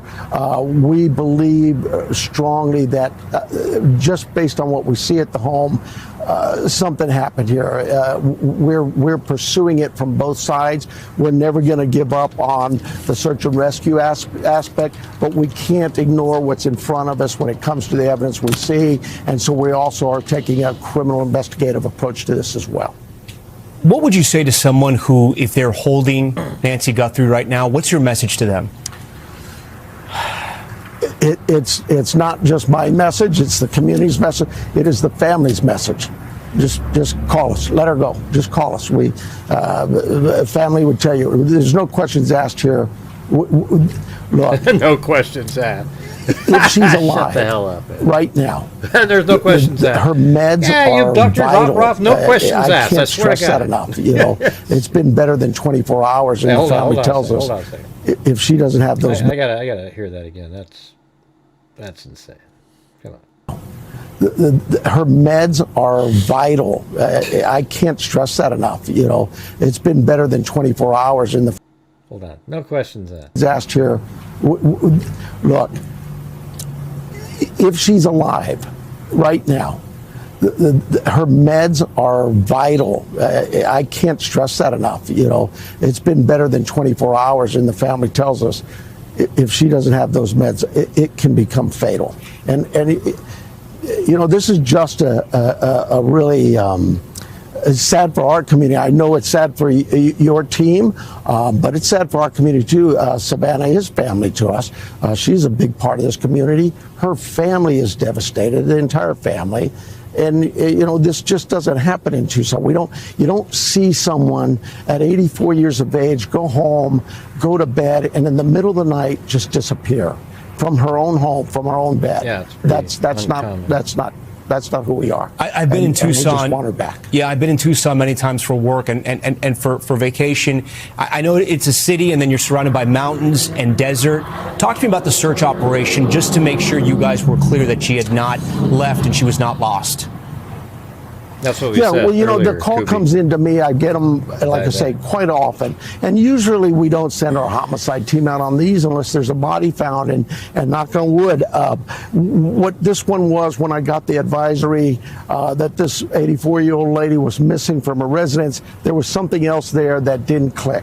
And I don't want to get into all those details, but I clearly knew something's not right here, and we immediately started this in two separate avenues. One, the search and rescue mission. Our search and rescue teams, our helicopters, our airplanes, our drone, everything we threw at this, all our air assets, those men and women on the ground, our volunteers, hundreds of people out looking for her. Then we also took the other approach, and that's we contact our criminal investigation team, homicide specifically, and get them to look at the evidence that's in front of us that's concerning to us. And so we've taken it in both ways. We're still not giving up hope.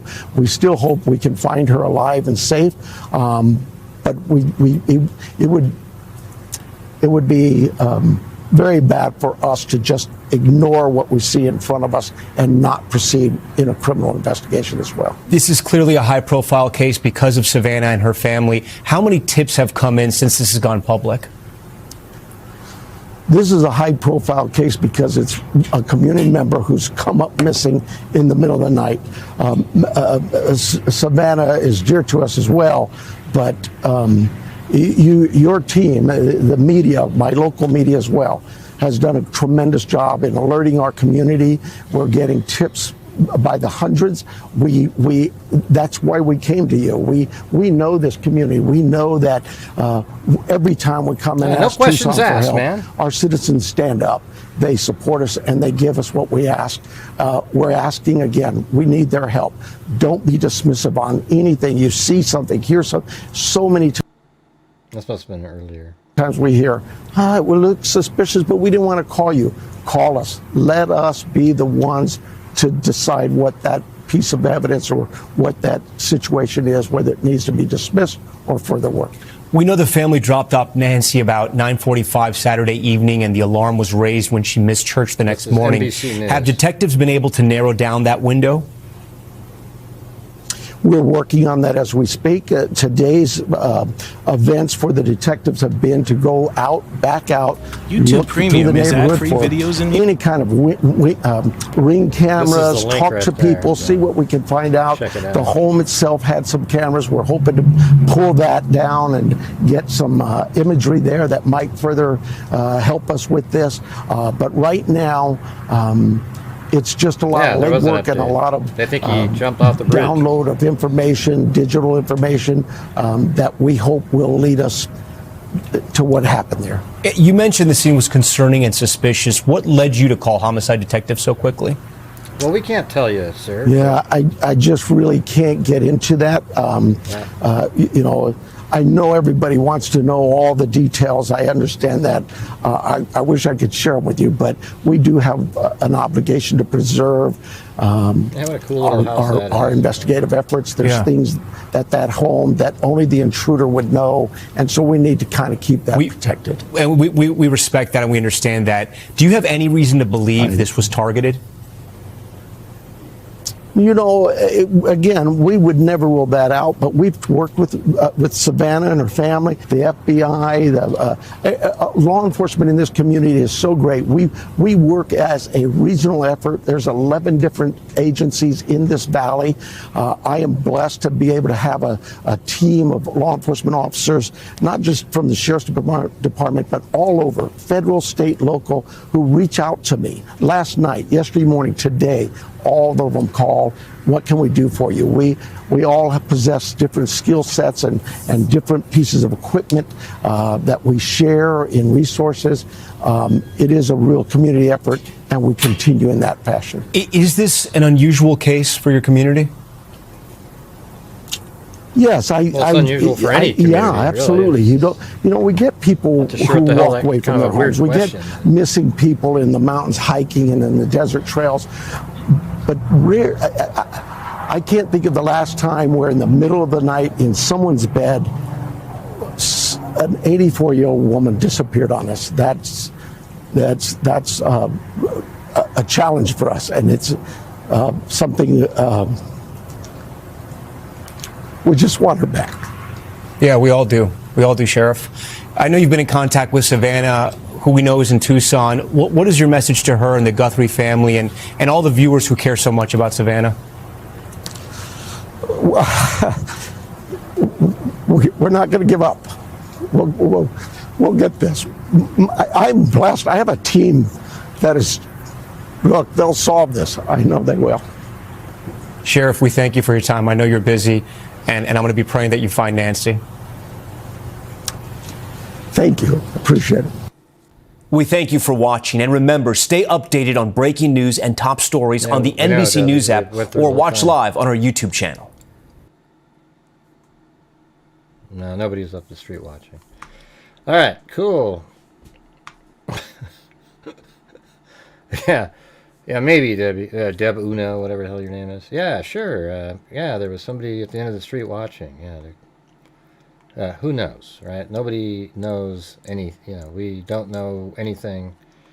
There's some tire tracks in the driveway here. Maybe they backed in, something like that. Don't know. I highly doubt that she was abducted anytime close to when she got home that night. I think it was going to be like 2, 3 in the morning, something like that.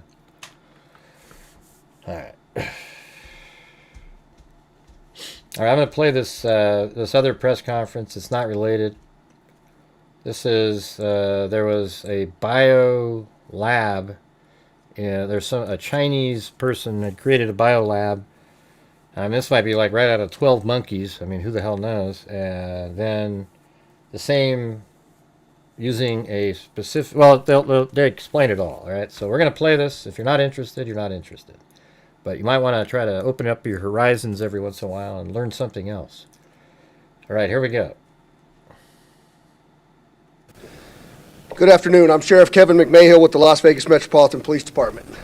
With me today is the Special Agent in charge of the Las Vegas FBI Field Office, Christopher Delzato, and the Clark County Fire Chief, Billy Samuels. You'll hear from all three of us.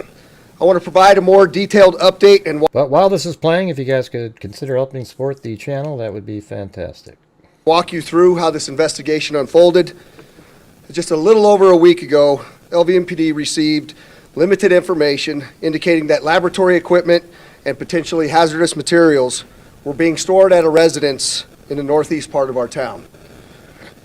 As our investigation progressed, we determined that the home was owned by the same individual connected to a prior illegal biolab investigation in Reedley, California that occurred in 2023. The nature of that earlier investigation raised significant concern for what we might encounter in this new case.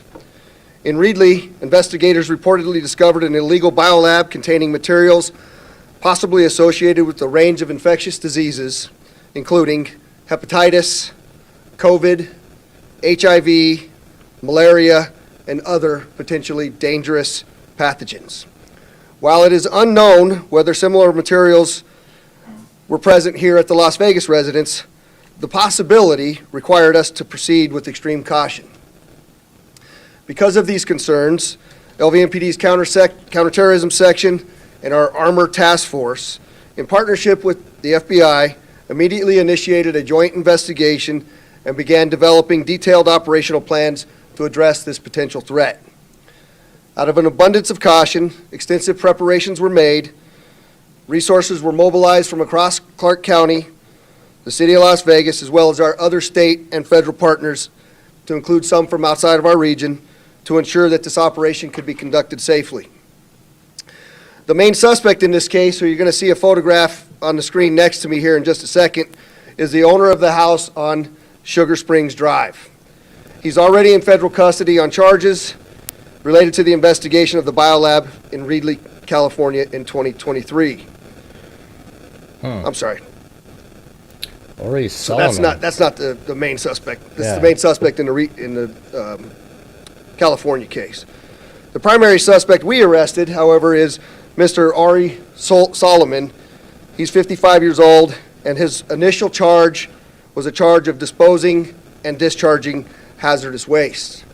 Solomon is believed to be the property manager for both houses on Sugar Springs and Temple View. As previously briefed, the first phase of this operation began early Saturday morning. You're going to start to see a number of images from this as I talk. At approximately 5:51, our LVMPD SWAT team served a search warrant at the residence on Sugar Springs Drive. There were 3 individuals inside of that home. Each had independently rented a room from the property owner. They were safely removed from the residence, and at this time, they are not involved in this investigation. Based on the information we received, investigators believe that the locked garage was the primary location of the potential biological and hazardous materials. The search warrant was authored by LVMPD's counterterrorism section, and our multi-agency teams began preparing to deploy to the scene. To safely manage the risk, a layered use of technology, as you see here to my left, was employed throughout this operation. LVMPD police drones were deployed from the onset, providing a real-time aerial and situational awareness as SWAT secured the residence. Drone feeds were monitored remotely, allowing commanders to assess conditions, adjust tactics, and limit officer exposure in real time. We also employed our robot dog. Before we entered the room, the tactical robot was deployed to clear the interior and conduct initial air sampling. The robot can open doors, navigate stairs, and transmit video in real time, allowing officers to assess the conditions before entering a dangerous environment. Once this residence was cleared, LVMPD's Armor team entered the scene. Armor, for those of you that don't know, is our all-hazard regional multi-agency operations and response unit. They do all of the gamut of the CBRNE. Wearing protective equipment, including respirators, the team drilled a small access point into the interior door leading to the garage and inserted a probe to assess air quality. A pinhole camera was also deployed, transmitting live video to the command post and to our Fusion Watch Operations Center here at headquarters. Almost immediately, investigators observed multiple refrigerators, a freezer, and other laboratory-type equipment, along with numerous bottles and jugs containing unknown liquid substances. These items, importantly, were consistent in appearance to the items found and described in the Reedley, California lab investigation. After initial assessments were completed, the Armor team escorted FBI scientists and specialized evidence collection team into the garage. Investigators observed one refrigerator that was still opening and wrapped in the household plastic wrap, along with the freezer that was plugged in and running. You'll see some of that right out of 12 Monkeys. When the refrigerator and freezer were opened, our investigators identified a significant volume of material, including various vials and storage containers with liquids of different colors and compositions. Additional containers were located throughout the garage, along with laboratory equipment and other specialized items. The scene presented a high level of complexity with materials that had not been identified, that have not been yet identified, and still require careful assessment. Some items appeared consistent with biological and chemical storage, which necessitated additional precautions. The operation required multiple carefully controlled entries into particular. Hey Lisa, can you see that on your screen now? This other, I think I'll put it over here. The comments, it'll be right next to, like, if I pick one, it'll show up over here. It'll also show up there, but it'll be like everybody's scrolling up. And then, I don't know what I'll put over here. You know, maybe I'll put the clock. I don't know.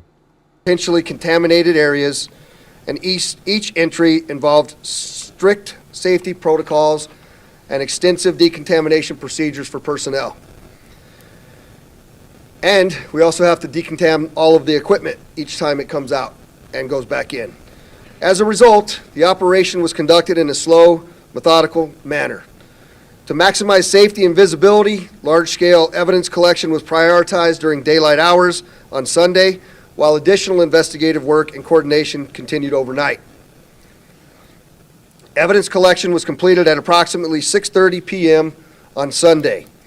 At the same time, the collected items were transported to a Southern Nevada Health District facility for temporary temperature-controlled storage. The final phase of the operation began focusing on the remediation of the target location. A professional remediation team was contacted to conduct that work, which we completed at approximately 2:30 this morning. Following remediation, final site checks were conducted, all of our units were demobilized, and the scene was cleared. This morning, the evidence was transported to an FBI lab for testing. I'm now going to turn it over to our exceptional special agent in charge, Christopher Delzato, who's going to provide a status on the update of the investigation and outline our next steps. Chris? Thank you, Sheriff. Good afternoon. Thank you for joining us. Again, Chris Delzato, I'm the special agent in charge of our FBI office here in Las Vegas. As I stated in Saturday's press conference, the FBI plays a crucial role in supporting our state and local law enforcement partners. Bondage bar, we're just going to do it the way we're basis, doing it. You're taking up too much providing of our resources time and innovative with all your capabilities to comments. assist in our investigations. This weekend, our evidence response teams, our scientific response analysis unit, our technical hazards response unit, and our hazardous evidence response team played pivotal roles in this joint investigation. These highly trained and equipped teams perform reconnaissance We're and just site listening to the press characterization, conference. decontamination, and evidence in hazardous environments. As you can see on the screen, and as observed in the scrolling footage, our FBI scientists have been diligently collaborating with agents and metro detectives throughout the weekend and during the recovery and sampling process. Initial search of the garage at the Sugar Springs residence identified a biosafety hood, a biosafety sticker, centrifuge, multiple refrigerators, red-brown unknown liquids in gallon-sized containers, and refrigerated vials with unknown liquids. More than 1,000 samples were collected, stored safely, and secured safely at the Southern Nevada Health District Laboratory. Early this morning, all samples were carefully loaded into an FBI aircraft for transportation to the National Bioforensic Analysis Center in Maryland. We recognize that the public is seeking clarity. What were they testing for? What possibilities are being considered? However, as the sheriff mentioned, in cases like this, our process relies on being slow and methodical. From the collection of evidence to the testing of the samples, the process the FBI laboratory personnel engage in requires systemized, measured steps that cannot be rushed. I would like to express my sincere gratitude to everyone involved in the operation this weekend. When I was informed of my selection as the special agent in charge here in Las Vegas, I recognized the positive reputation that the Las Vegas Metropolitan Police Department had, but quickly learned more about their state-of-the-art fusion center. It is fitting that they were honored as Fusion Center of the Year by the National Fusion Center Association, distinguishing it. Yeah, it's okay to, if you're just chatting away, we're just trying to hear the press conference for the first time. And if you want to send me an email, bondage bar, with different links to what you're talking about, that'd be great. Then don't have to spend all day trying to research something that you already got the information for. So, as a top-tier, industry-leading, and highly effective 24/7 intelligence hub, I was profoundly impressed by the impact of the partnerships in action during this extensive operation. This weekend marked the first occasion on which I witnessed these capabilities firsthand. Oh. And our office is privileged to be part of the collaboration well, thanks, dedicated Marty. to I was just serving telling him Southern how we made it. Nevada. I would like to express my gratitude to the extensive partnerships involved in this case. Thank you all again for the components from Metro, Las Vegas Fire and Rescue, the Clark County Fire Department, the 92nd Civil Support Team from Carson City, the Southern Nevada Health District Lab, and FBI employees from the FBI lab in Quantico, as well as employees from the Los Angeles, Phoenix, and Sacramento FBI offices. Next, I'd like to introduce Fire Chief Billy Samuels from Las Vegas Fire. County Fire. All right, good afternoon. Billy Samuels from Clark County Fire. Kind of talk about who all was involved in this this past weekend and highlighting the relationships that we have with local, state, and federal partners. That's to include the Las Vegas Fire and Rescue, North Las Vegas Fire Department, Henderson Fire Department, as they mentioned, the Nevada National Guard, the 92nd Civil Support Team. They're responsible for that CBRN, that chemical, biological, radiation, and nuclear investigations. The 9th CST from Southern California assisted. Obviously, Las Vegas Metropolitan Police Department did an amazing, had an amazing role. FBI, SNCTC, and the Fusion Center, as they mentioned, what an amazing. I think let's go to where they're asking questions. And our counterterrorism lieutenant, Cody. Maybe right in here. Hopefully he repeats it. These questions are almost completely, you can't hear them at all.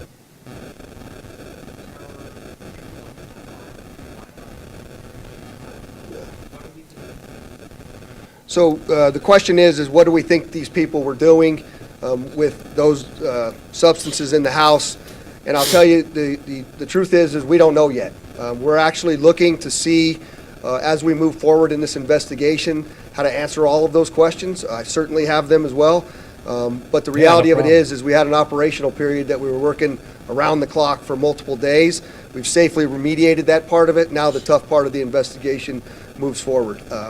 That's where we're at with it, and we're going to continue that.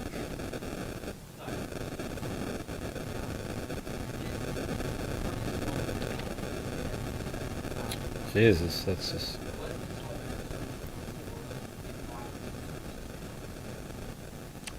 Was it ever searched before? I don't know that I could comment on that, or I have knowledge of that. It was searched over the weekend because of intelligence gathered and other means of corroboration of that intelligence. That's why, in partnership with Las Vegas Metro, we executed state search warrants to ensure even an allegation of biohazardous material, right? You're talking about serious allegation, so you don't want to risk, whether it's true or not, something like that being contained in a neighborhood. So I think, we took our time. Hey, Lisa V, you can see that, right? Real subject matter experts, biologists, and whatnot, to can you read the chat now on the conduct an analysis of what was in that garage. And there's a lot of things. You don't have to apologize for anything. I just told you you can just send it to me. Safely packaged and oh my God, you're not doing it. You're not being a troll now. We'll let the subject matter experts do their analysis, which will take some time, and then we'll report back on. Okay, forget it. Yep.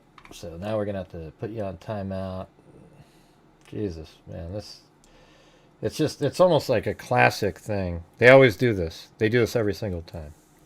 I've already don't worry about it, Timothy. We've already said, hey, yeah, it sounds pretty cool. We're just trying to go over it for the first time. If you can send it over, great.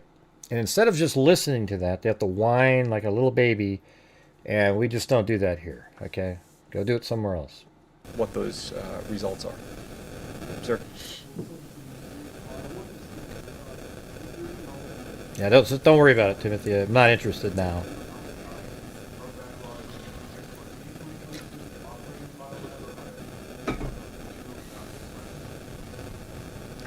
We have no knowledge that he had any expertise or is in that area, or he's somewhat of a trained biologist. No.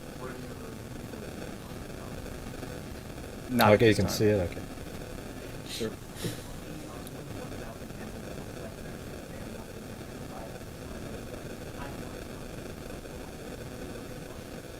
Yeah, I anticipated that question. Again, this is a methodical process that has to follow a lot of lab procedure and protocol. I'm not a trained biologist. The sheriff isn't a trained biologist. So we'll let the lab technicians and the SMEs do whatever they need to do, and they'll report it. And when we have something, we'll certainly report that back.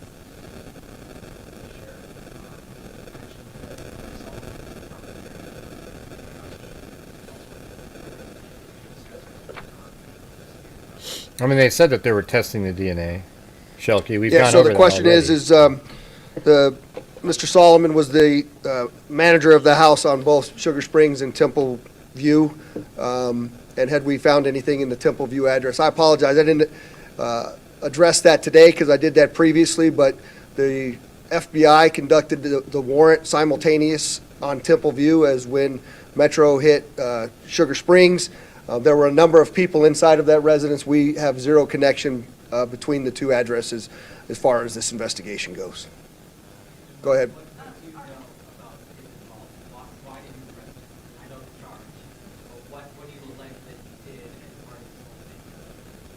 Yeah, so we can, you want to go cover that part? Yeah, Bondage Bar probably wasn't telling me to do something. That's just the way you worded it, but they were just saying.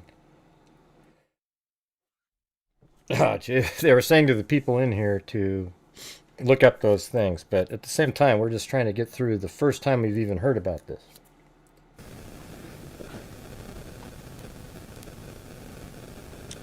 First off, he's arrested on state charges. Mr. Solomon, he is the property manager for both the locations that we searced this weekend. Wow. He was charged. What was the state charge exactly again? Yeah, it was how he disposed or the lack of following procedure around how he processed those materials in the house, and that was the local charge. I mean, this has got to be a terrorist. I mean, there's almost no doubt. What other? We're not ready to talk about federal charges. I think the focus of this weekend was the health and well-being of the community, focusing on processing the evidence. I think the investigation, as the sheriff alluded to, will hopefully illuminate some of those answers. And how did this person get this The focus stuff? of this 48-hour period was systematic. I mean, this might go back to a major sort of bio-defense lab or something. Like, how does this guy get this stuff, you know? Did he come into the country with it hidden? Breaking down that house, processing what was in there, and getting the test results. Obviously, the investigation is just starting now. So. They found a lot of stuff.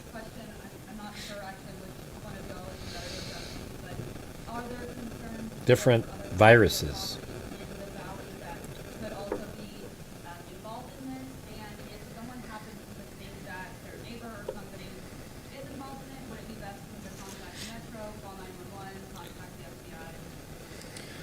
Yeah, the question is, says there's other residences or businesses that are concerning or connected with this individual. I can tell you that there are a number of locations that we thought could potentially be associated with Mr. Solomon, and we've ruled all of those out as being connected to this particular investigation.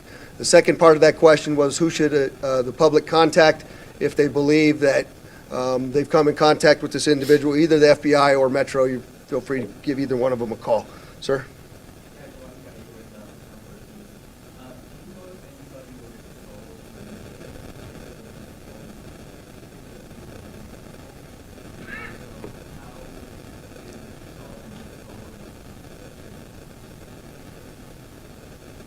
So the question is there any exposure to anybody that was in the home to include our first responders? The answer to that is no. And there's a certain means and method that you have to dispose of this material, and that did not occur within that. We can provide a little bit more insight on that after the press conference. Anybody else?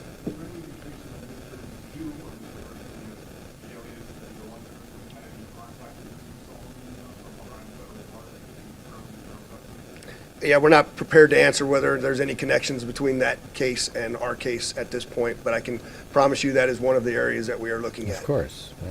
Same LLC.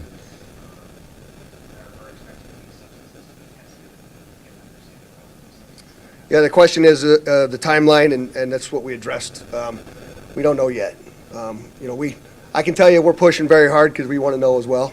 And we will provide you the update on additional charges as well as what those substances are in the near future. I mean, have you guys seen the movie 12 Monkeys? I think that's one of the best movies I've ever seen. That movie's crazy, but man, it almost seems like that's what this person's doing. Last one, go ahead. You. Just to reiterate to people who have been asking lots of questions about our social media development unfolding, there was not and there is not a danger in the air quality or in the water supply in that area. So the question is there any danger in the air quality or the water supply? We did all of that testing and there's zero threat to the public. It was contained within that garage, and we'll provide you some updates as we get them. Thank you. All right. Now that's pretty spooky. So if you're still out there, Bondage Bar, all I was saying is, why don't you send me the links to the things that you're talking about, then I can look it up later. We just don't have time on the show to do that. That's what I was saying. Okay? But then you came back with this long, drawn-out sort of whining about, oh, I'm just here to, gosh, It's like people looking for attention. We're just... The show's just kind of fluid. We're talking. I don't know what's, everything that everybody's saying every second. I'm just telling you when you're saying, look this up, do this, do that, do this. I don't have time to do that. We're just kind of introducing ourselves to this biohazard or I'm not even sure it's not bio. It's like biological samples, like this guy had all these weird diseases, viruses inside of test tubes. And it was a lab inside of a house. So obviously it's not sanctioned by anybody. That's pretty creepy.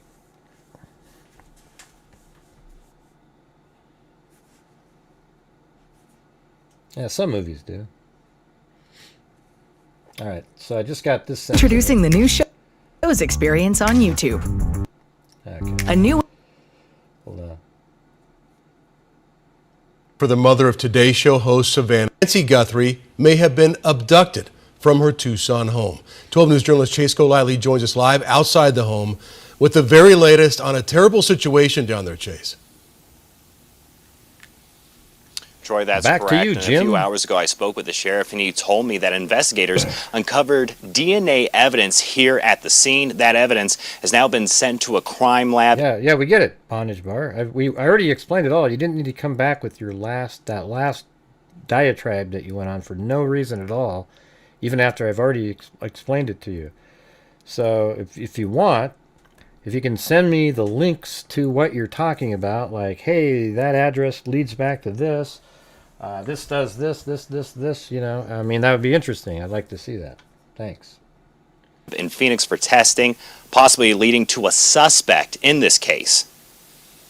It was at Nancy Guthrie's Catalina Foothills home just north of Tucson, where the Pima County Sheriff's Department says the 84-year-old was taken against her will. Timing is very critical to us. The longer this goes on, the more danger she faces. Sheriff Chris Nanos telling me Guthrie was last seen by family on Saturday night at 9:30. The next morning, family went to check on her when they learned Guthrie didn't attend church.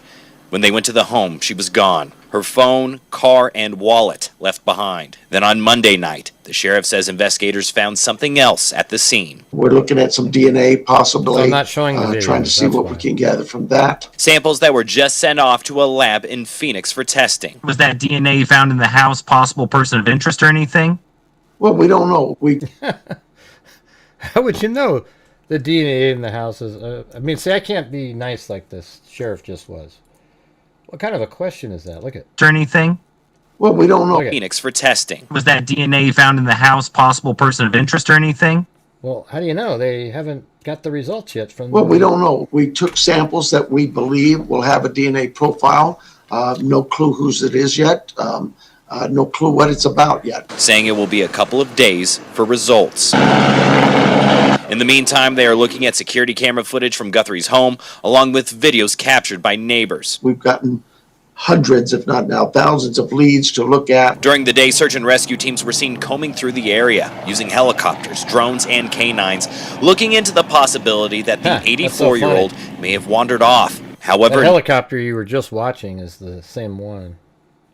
It's doing this. Nano says Guthrie was mentally sound, but had trouble moving on her own. You know, the family said she wouldn't walk 50 feet or 50 yards, and it would be pretty hard for her to get that far without some assistance. Another reason why the homicide unit is also investigating. Neighbors like Lisa McIntyre seeing them in the area. It's a tragic situation. I just hope that it is not the worst case scenario. Nancy is the mother of Today's Show host Savannah Guthrie. Is that a true story that I just told? Absolutely true. She would appear on her daughter's program often, sharing stories of the close bond they shared. Savannah releasing this statement about the case, saying in part, quote, "I want to thank everyone for their thoughts, prayers, and messages of support.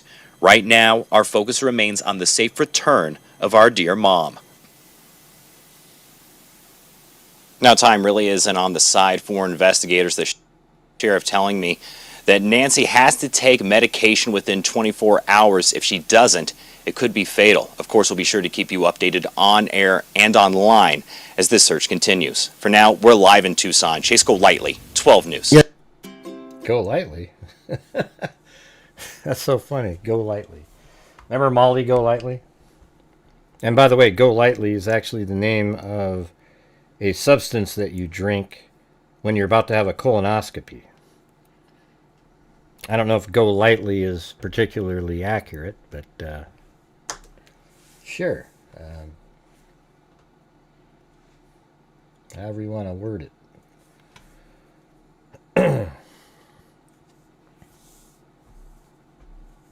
Yeah, I don't know how those tire tracks happened that were there. I don't know. I think there's a decent chance she's not alive at this point, but I hope she's alive. You know, maybe they've got her alive and they're trying to figure out a way to get a note for a ransom somehow.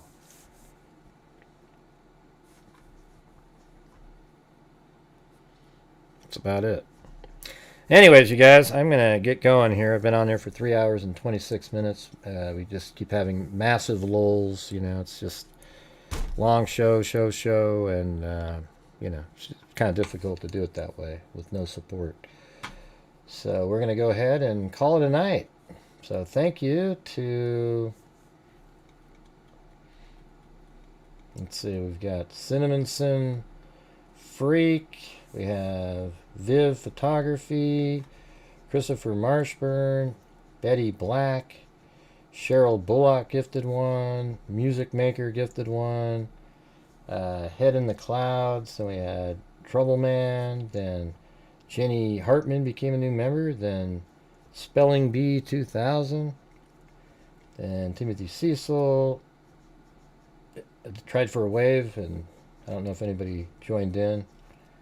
Then KMTX 6 minutes later, so maybe that counts. And then Viv Photography, then Laura, let's see, Laura's Sweetheart. And then Frida 657 gifted a membership, then Jenny Hartman super chat, then Jennifer Robertson, then Ellaboo 86,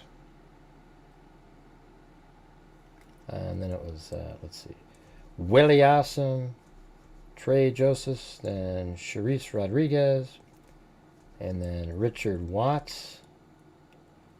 Charisse Rodriguez gifted $12. Can you type something like that in there? That's crazy. I've never seen that before. Richard Watts, and then Michelle, then Love and Mrs., then Carol Silva, then Trey Joseph, I think, and then Lady Jane, Charisse Rodriguez again, and Trey Joseph, then Mama of 3. And thanks for all those who gifted multiple times. I really appreciate it, and for any of those that helped out. Then Timothy Cecil. Then we had Sarah Shroom gifted 5. Then I get 5. And then Trey Jossis gifted 1. And Love and Mrs. did 5 also up there. And so did Elo Boo and Jennifer Robertson. All gifted 5 memberships. And then we got a coffee from Marty's Bar and Grill. All right. So there you have it. Yeah, it was cool. Like tonight, we made the goal and everything, combining both shows together.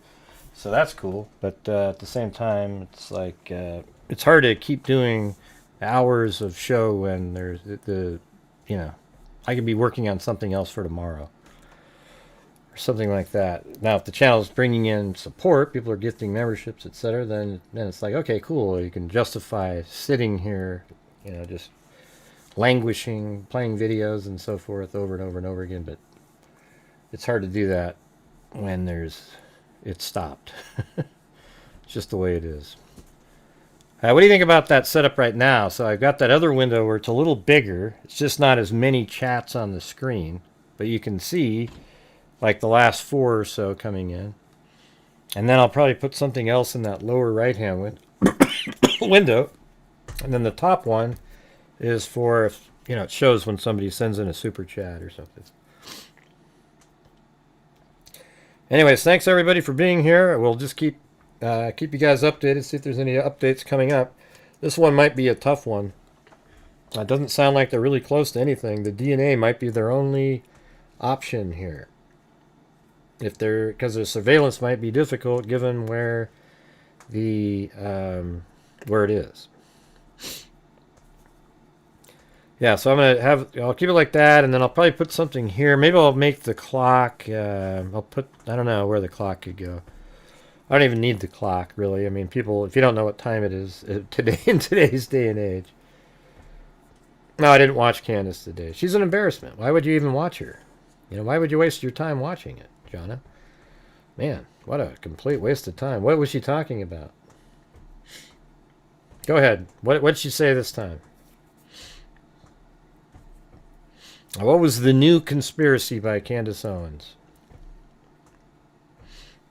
Oh yeah, those are earlier. I forgot there was that. So we got the coffee, then Sandy Shirley, and then we also had Susan from earlier in the day, which I think is, isn't that your gypsy maybe?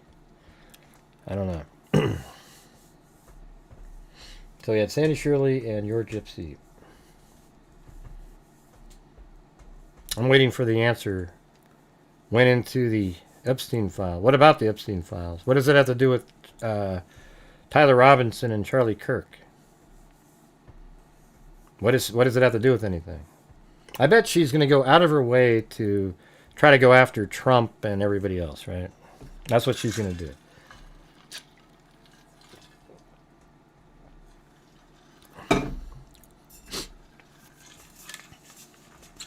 I mean, that didn't really answer my question. What was the sort of gist of what she was trying to sell to people? How was the Epstein files related, or was she just going on her anti-Jewish tirade that she seems to do on a nightly basis? Is that what she's doing? You know what I bet? I'm gonna bet you right now that, you know how there's a lot of people that don't like Jewish people? I bet none of them have ever been affected by a Jewish person in a negative way. They just don't like them because other people told them. And it's just the craziest thing in the world. Who's sitting here can go, oh yeah, I remember that one time when... It's garbage. It's complete garbage. It's a stereotype, maybe something from hundreds of years ago that just kind of continues on, and people just are absolutely insane. So what about it, John? You're not answering. We're going to get going here if you don't answer the question. All right. What was the whole Epstein file, her gist of it? How was it related to Tyler Robinson and Charlie Kirk. And I think it would be a horrendous time for, if you're a Jewish person, it'd be hard to feel safe currently. Because there's so many, the left is always not like Jewish people. And the right has always been a fan of Israel and supporter of Israel, but now you got people like Candace Owens that are splitting everybody out, and it's just scary times. Man, you guys are so fun tonight. Man, look at all these comments. It was like 10 minutes ago when John typed in, went into the Epstein files, and everything after that is, okay, see you, bye. Just total malaise, as I was told. Okay, all right. Yeah, she's got to get off that topic since she's totally full of shit on that one. All right, thanks, everybody. See you guys later. Be safe out there. Jesus. Yeah, I've been doing this true crime thing for quite a while now. And during this whole time, I have not seen one person. She didn't go walking around. Crime Ducky Sam, she was abducted. So that washes don't mean anything. Lie detector, gonna get ya on a stretcher if you try and play me like an old projector. Crime sector is my nectar. Professor Grader's gonna give another lecture. Crime collector, freak connector, and I'm always gonna be a pup protector. Fool deflector, interceptor, and I'm meaner than a spectre with a vector on his pector. With all respect, y'all. Just remember I've a temper fucking checked ya. I have no agenda, I'm no pretender, and I'll serve it to you straight without the blender. And in the end, I'm gonna send ya on a mission to reveal the true offender. Yeah, so I'll just get right back to work. All right, everybody, talk to you later.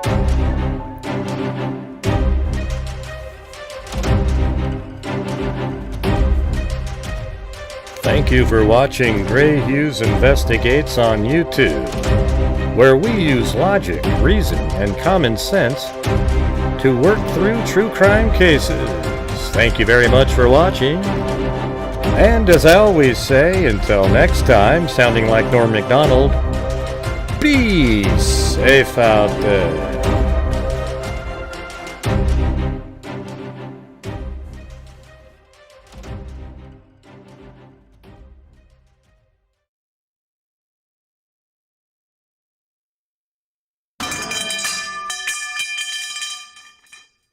Bye.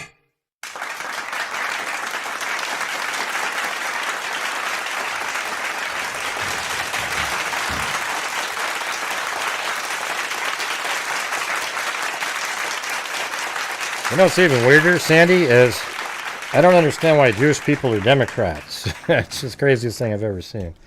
All right, guys. Thanks, everybody. See you guys later.